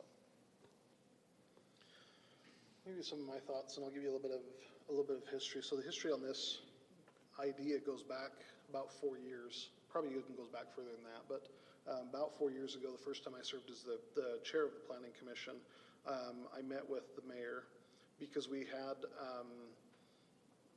had struggled to find, I believe there was 2 new planning commissioners that had been appointed, and neither of them were up to speed as far as what was going on with the city in general and planning. I mean, and we can all attest to, regardless of how many planning commission meetings we attend or watch on YouTube, it's an entirely different animal sitting on this side of the dais and preparing to come to these meetings. And my conversation with the mayor at that time was it would be very helpful to have an alternate for a couple of reasons. One, to make sure that we try as often as we can to have 5 members of the Planning Commission involved in voting on every item.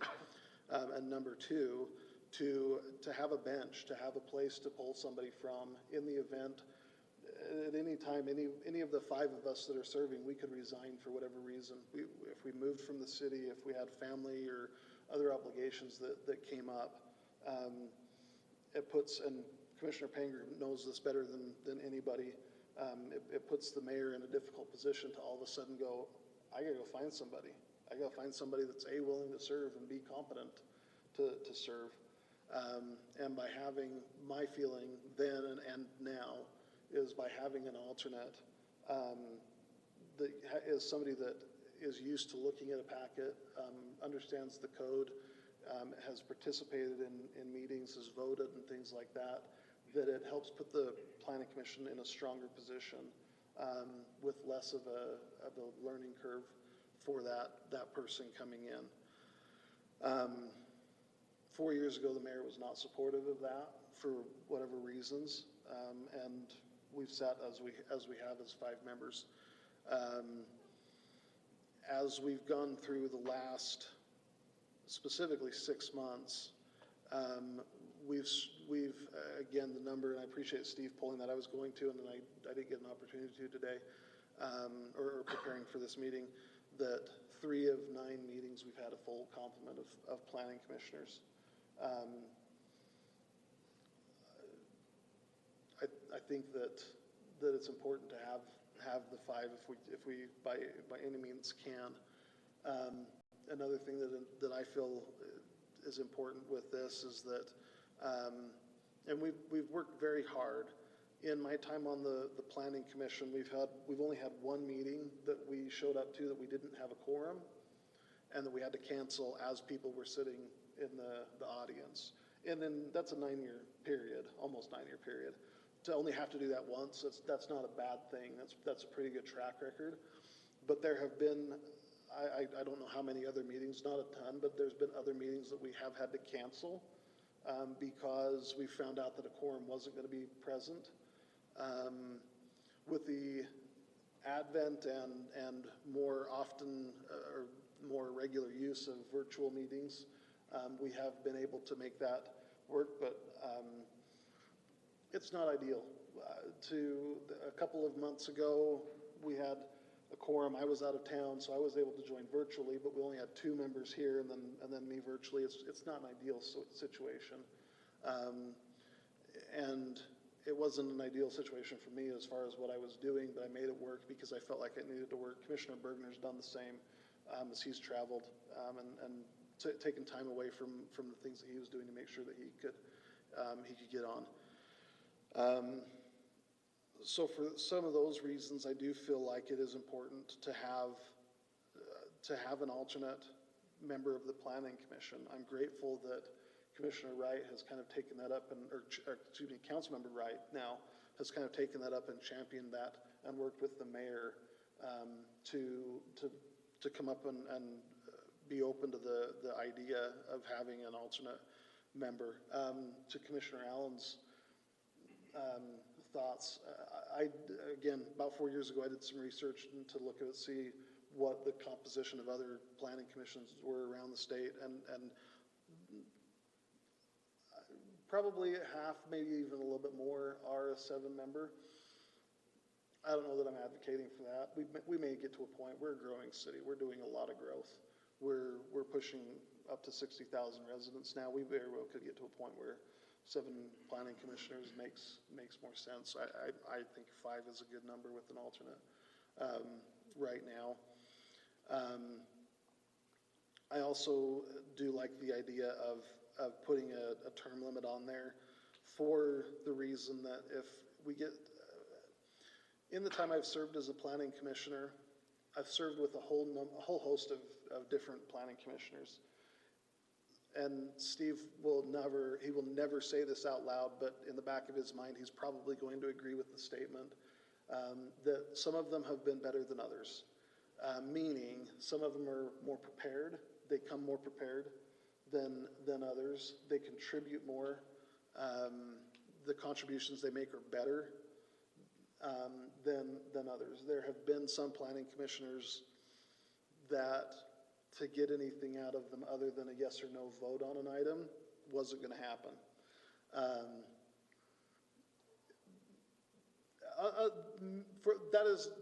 Let me, as I say that, let me hasten to say that is not common.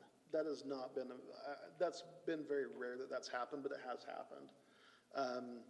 To be able to allow the mayor to have an alternate planning commissioner who then they find, you know, this person probably isn't the right fit for this job. Let's go ahead and rotate them off after that 3-year term. Maybe that's probably a good, I think maybe a good opportunity for them. But I think we can also look. A comment was made as far as, you know, having them sit as an alternate planning commissioner forever. I don't foresee that happening either. We just see a lot of turnover, a lot of change, and that's not necessarily a bad thing. It just is what it is. With this planning commission of people coming on and going off, and 2 of the current city council members have been members of this body before moving up to the city council, and just giving somebody an opportunity to get in, get their feet wet, and they may find also that somebody gets appointed and they go, yeah, this really isn't my cup of tea. Really not, you know, this isn't going to work out for me. Perhaps they resign, perhaps they you know, whatever. I think that gives them an opportunity to kind of get their feet wet and come in. But it, like I said, it also kind of provides a bench to pull from when there's a vacancy for whatever reason. And then the final comment that I'll make just in regards to Section E with the notice to the council. I know there's been a lot of discussion and things like that. Having had conversations with council members, I know that the intent of the code with the notice from the mayor to the city council, that was always intended to encompass the planning commission, although it wasn't written that way in the first draft.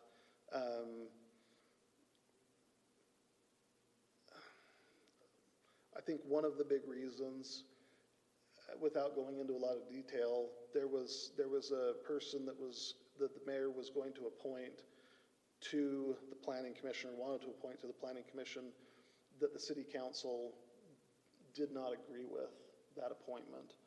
And the thought process, and I had multiple city council members reach out to me because I knew this person. And I told them, I said,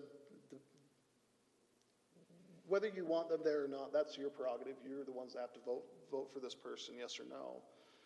However, I think it's your duty, not as a city council person, but as a decent human being, not to embarrass this person in a public meeting, not to have this person's name put forward and then have 5 city council members say, no, we don't want this person. They've contributed a lot to the city. And that's where a lot of the genesis of a lot of that thought process came about, is that giving the city council the opportunity to at least know who the person is before their name is put on a public notice, on a public agenda, to prevent embarrassment of something like that happening.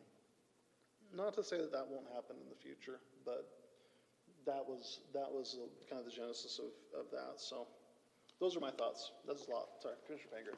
Question on that with E.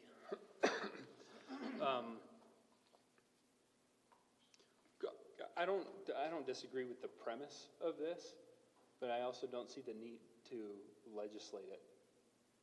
So if in just speaking from personal experience, maintaining relationships with council members as a mayor is probably one of the most important jobs you have as a mayor. In fact, you really don't have much authority at all. The reality of it is, you really don't have much authority at all. Advice, submitting appointments for the advice and consent of the council is probably one of the jobs that, or the tasks that you have with the most responsibility and most latitude. It is the mayor's appointment. And what happens if they let the council know 5 days ahead of time and they don't like the appointment? Still going to go forward. And I do believe that that is the role. The mayor has the role, the council has the role. Anyway, this isn't the hill I want to die on, but I'm thinking beyond any existing circumstances that may exist. We're thinking in perpetuity, right? Once we codify this. This just seems to add more steps to an already difficult process to appoint someone. It's not easy to appoint a planning commissioner. Anyway, that was my thought. The last thought I just share is a question more than anything. Does having an alternate create a dynamic where existing sitting planning commissioners feel more latitude to jump ship, to say, oh, well, there's an alternate? So I got this thing going on in my life and it's going to take a few more hours than, I anticipated. So, it's pretty easy because it's no harm to the planning commission. I think that's a valid point.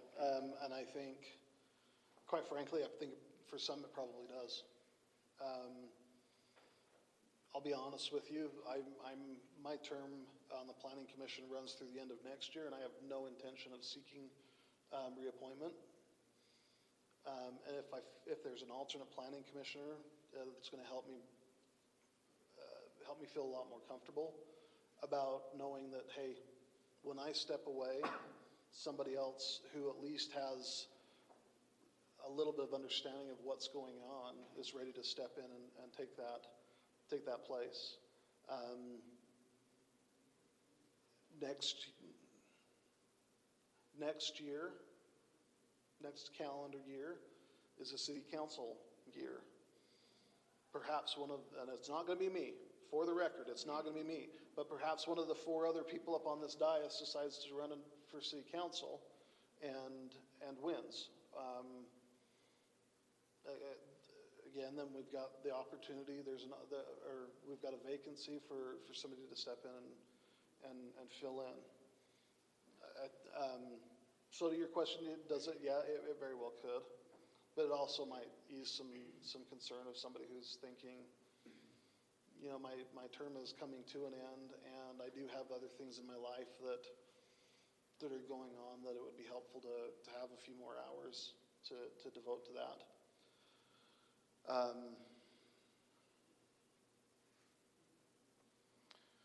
Sorry, we belabored that point quite a bit, I think. Any other thoughts or comments? Commissioner Berger? I'll just kind of offer my answer to that question. I do think that each of us is a little bit different in our drive, right? And what compels us to be here or compels us to do this. So I agree that there will be some that do that. I can tell you from the first meeting that I was supposed to attend, I was very conflicted with having the family emergency that I had with a premature baby coming and all that stuff. Like, I was torn because I really wanted to be here for that first meeting. And for every meeting after, any time that I've had to miss a meeting, like, it tears me apart. So that wouldn't be something that I would be personally concerned with, but I can definitely see in the world that we live in that there are people that would maybe take advantage of that. Any comments? I'll make a motion then. Planning Commission, I move that we recommend approval of the Code Amendment 17.15.030 Planning Commission Organization with the following changes. In Section B, the final sentence, I'll just say it this way. The final sentence of that paragraph will read, the alternate member is encouraged to attend all meetings and can fully participate in all meeting discussions, but the alternate member shall only vote if a regular member is not in attendance or has recused themselves from an agenda item. And then in Section C, the final sentence would read, the alternate member shall serve for a term of 3 years until, or until appointed as a regular member of the Planning Commission or removed in accordance with subsection G. And then in Section G, the minor correction of the Planning Commission members shouldn't be struck through on that. Does that make sense? Okay. I'll second that. All right, it's been moved by Commissioner Everett and seconded by Commissioner Allen to approve with the changes as noted. Any need to clarify or discussion items on that motion? All right, Commissioner Pengra. No. Commissioner Everett's an aye. Commissioner Allen. Aye. Commissioner Bergner. Aye. That passes 3-1. Commissioner Pengra, anything you'd like to comment on that? No, from the conversation. Thank you. Same things. Thank you. All right, thank you for that. Our last item is Triumph Subdivision Master Development Agreement. I'm assuming Steve has that one too. Thank you. The Triumph Master Development Plan and Preliminary Plat were approved in January this year, and the property is zoned foothill residential, so it's required to be developed under that zoning. This just gives you a brief overview again. I don't have an aerial to show where it's at for those who weren't involved, but I think you were all on the Planning Commission at that time. It's east of the Alt Farms or Parkway Fields development and west of Scarlet Ridge development. If you drive down there, in fact, you can see a road that's been improved. It's not open yet, but it's been improved all the way up, which is a portion of Tiffany Lane, which is on the north side of this project.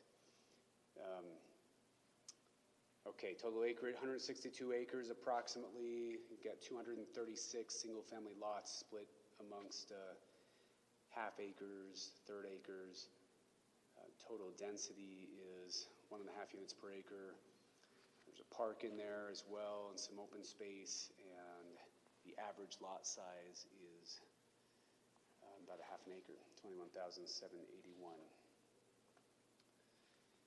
And just a few sections to highlight here. The Parks and Open Space section There is a 3.98 acre park.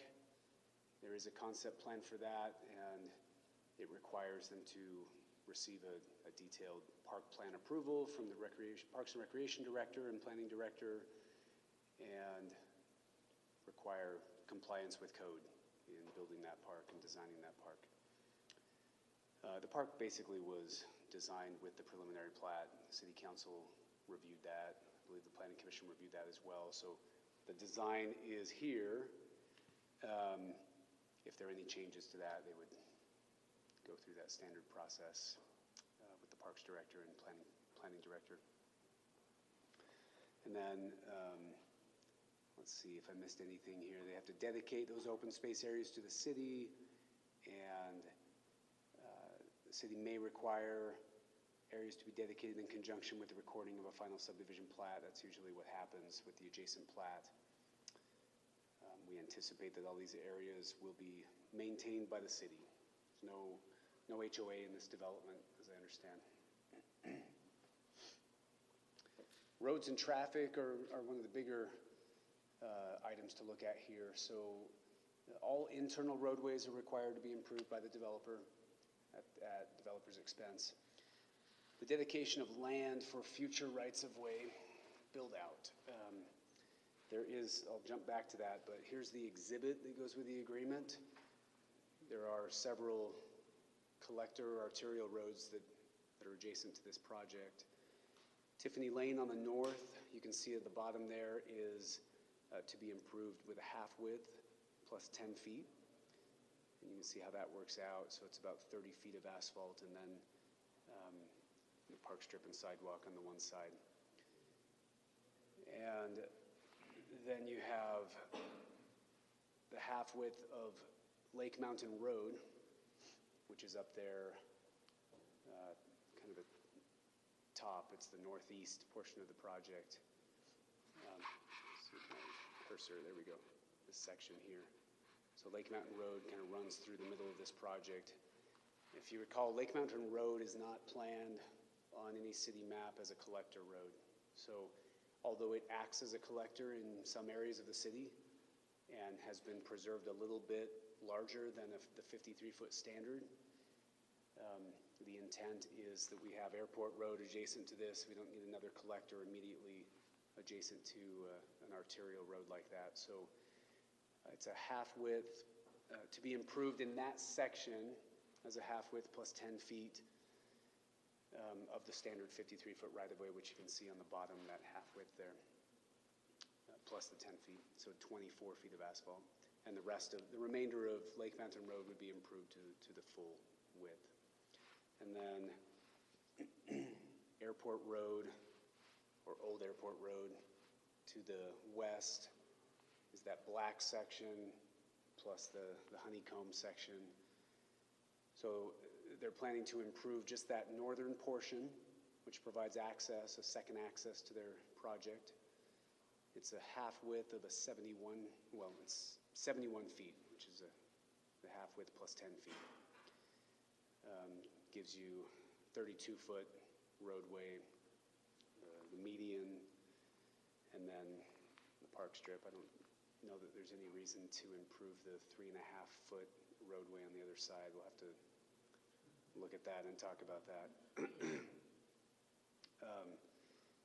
And then the remainder of the black portion would be, they would be improving utilities within that for the project, but no surface improvements. And the road on the south end of the project is not needed for access to the project. So they're planning no improvements and just land dedication on a portion of that. You can see the property line actually there that jogs up. So dedication of that, at least that northeastern portion. And then in that section of the agreement, requires dedication as depicted on the master plan in the exhibit in conjunction with the recording of each phase of the project that includes that roadway. Developers shall construct improvements to complete per the city standards, the half width plus the additional width, 10 feet to provide a minimum of 24 feet of hard surface access along the full length of the right-of-way that's required to be improved, that's depicted on the plat. So I'll be discussing that with our attorney as well to make sure we have that language correct and there's no confusion there or potential for misinterpretation. But really, what to focus on would be: are we comfortable with the layout here and the plan in this exhibit for the roadways? And then last couple things: the term of the agreement, according to our code, is 6 years from the effective date of the agreement, or terminate automatically at build-out. And then there are some benchmarks in the agreement as required by our code as well. First final plat to be submitted within 2 years of the effective date.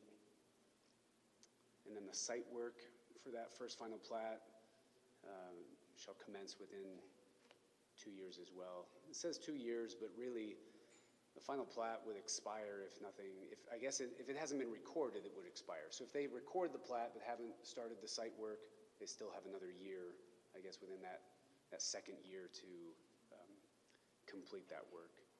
We've had some plats, older plats in the city that were recorded years ago and sat for 15 years and just now began construction just in the last year. So.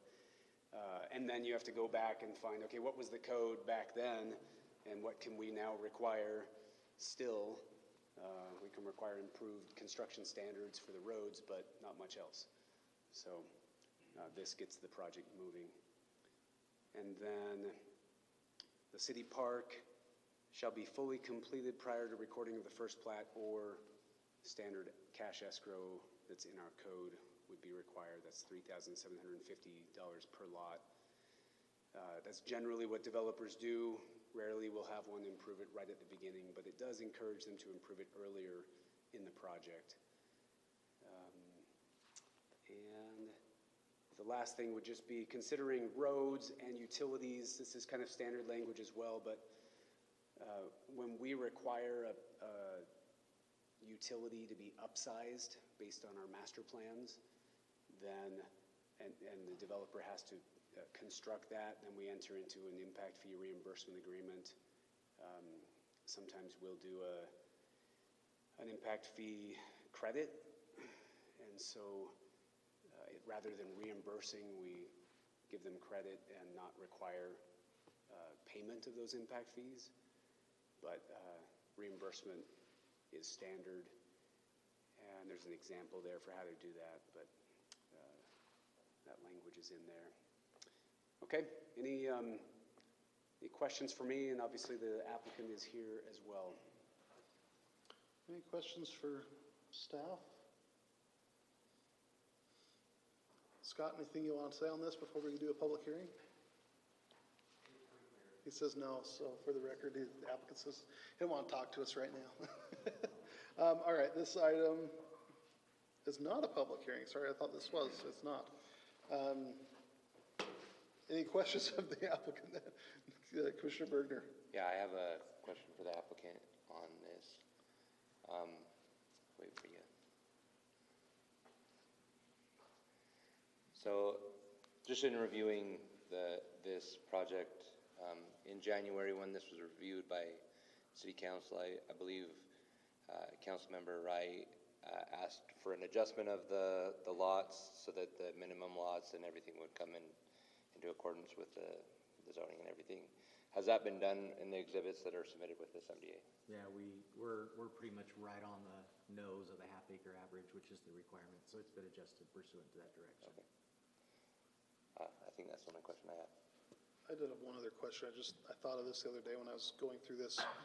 Is this the project where there was a home that was already there and there was some question on that? Did that get resolved? I bought the house. He moved out in 2 weeks. Well, congratulations. Okay. And that home will remain a part of the project. It's in this, cul-de-sac. It's hard to read on that. But Okay. it's right about in the middle of the project, but we've created a little cul-de-sac right here. It shows on the at least on our preliminary plat, it shows existing home. Okay. So, yeah, we've accommodated that. He was on about 2 acres. We put him on about a 3/4 acre lot to accommodate the home, and so, yeah, that's all been resolved. Okay. I just remember that conversation is all of a sudden like, the house is facing the wrong direction or something like that, Yeah. so. We Okay. did the best we can to kind of turn that cul-de-sac so that it looked goofy. Doesn't look too goofy. And we've narrowed the frontage, so we'll do some planning, some landscaping, just to make sure it doesn't look so different than everything else in the project. I mean, it's a 20-something-year-old home, but. Yeah. Perfect, okay. Commissioner Allen, did you have a question? Oh, I thought you said anything, okay. All right, anything else you want to tell us? I don't think so, unless you have any other questions for me. I think it's pretty straightforward, so. Yeah, my reading through it, everything else was according to what I remember and read, so I don't have any other questions. All right, thank you. All right. If there's no other questions, I'll be open for a motion. Commissioner Berger? Chairman Everett, I motion that the Planning Commission move forward this master development agreement for the Triumph subdivision to the City Council with a positive recommendation. Second. All right, we've got a motion by Commissioner Berger and a second by Commissioner Allen to recommend approval of this to the City Council. Commissioner Everett is an aye. Commissioner Allen? Aye. Commissioner Bergner? Aye. Commissioner Pengra? Aye. All right, that passes 4-0. That's unanimous. Thank you. Thanks, Scott. All right. Any items that we need to discuss as a planning commission? Can I make one comment associated with this one? Yeah. Just, so I know that I've said my piece about not believing that legal agreements such as master development agreements should be coming through this body.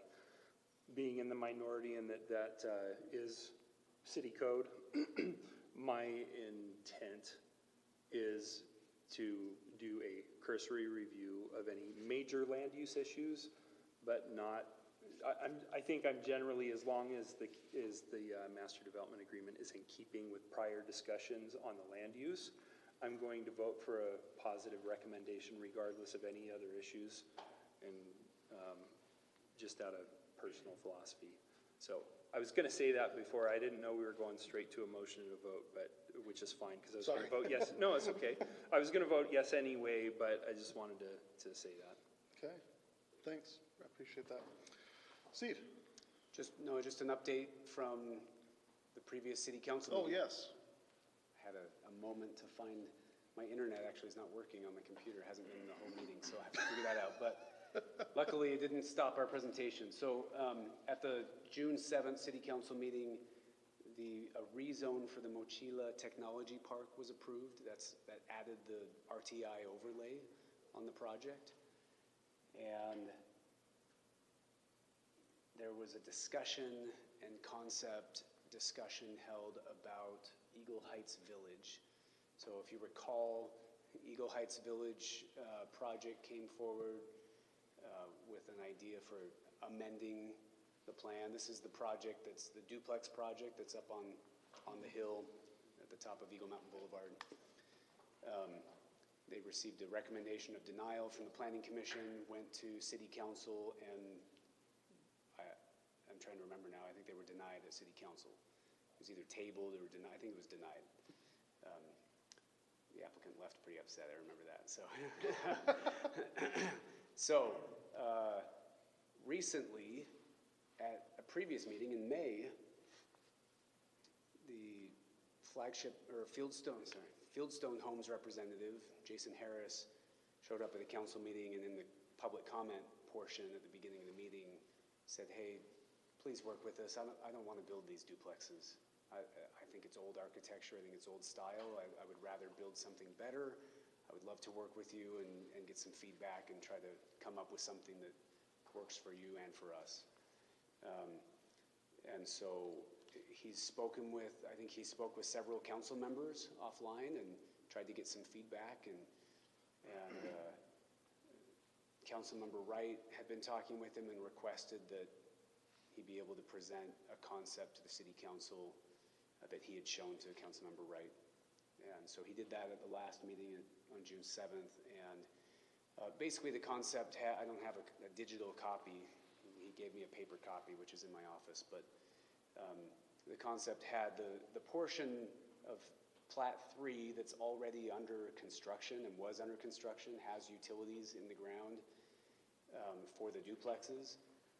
They want to do twin homes for that portion instead, and a new design for the twin homes, a different architecture that they've basically taken two-story homes and figured out a way to combine them together and create a duplex or a twin home. And then for the remainder on the east and the south would be single-family lots that comply with the frontage and the setbacks of the RC zone. So 58-foot frontage, and then all the setbacks would comply.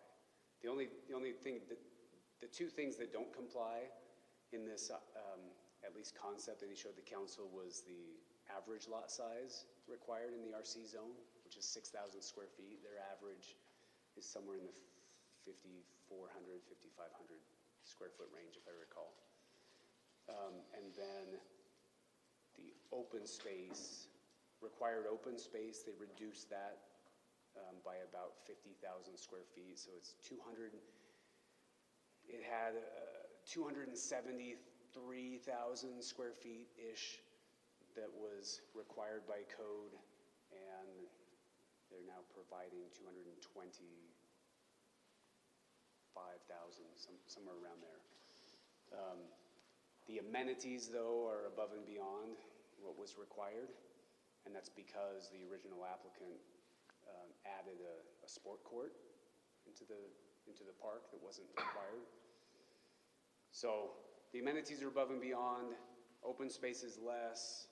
They are compliant. The biggest issue that the council had originally was the lot frontage, I believe, for the single-family lots, and so they've widened those out, and now they're just in a redrafting mode and trying to tweak things a little bit. The feedback they got from the council was mainly, some of them wanted the average lot size to be 6,000 square feet. Some liked the ideas that they presented, but thought that maybe they didn't go far enough as far as this. They went too large on the homes. They should shrink the homes a little bit to make them more attainable, and because they're basically the market rate homes that they're building in Briley Farms. And then there was one other, they mentioned that, one option is to have ADUs in the basement. I think you'll see that fairly common now as an option for home buyers. Flagship Homes is doing that in Silver Lake, South Silver Lake, and Harmony area. So anyway, that's some of the feedback that was provided, and they're tweaking things, and we'll come back soon back through the process. So. Will that come back to the Planning Commission, or is that just going to be directly with the City Council? I believe it will come back to Planning Commission, if I recall correctly. If it was denied at City Council, then that's what I'm asking. Then they'll have to come back through. Yeah.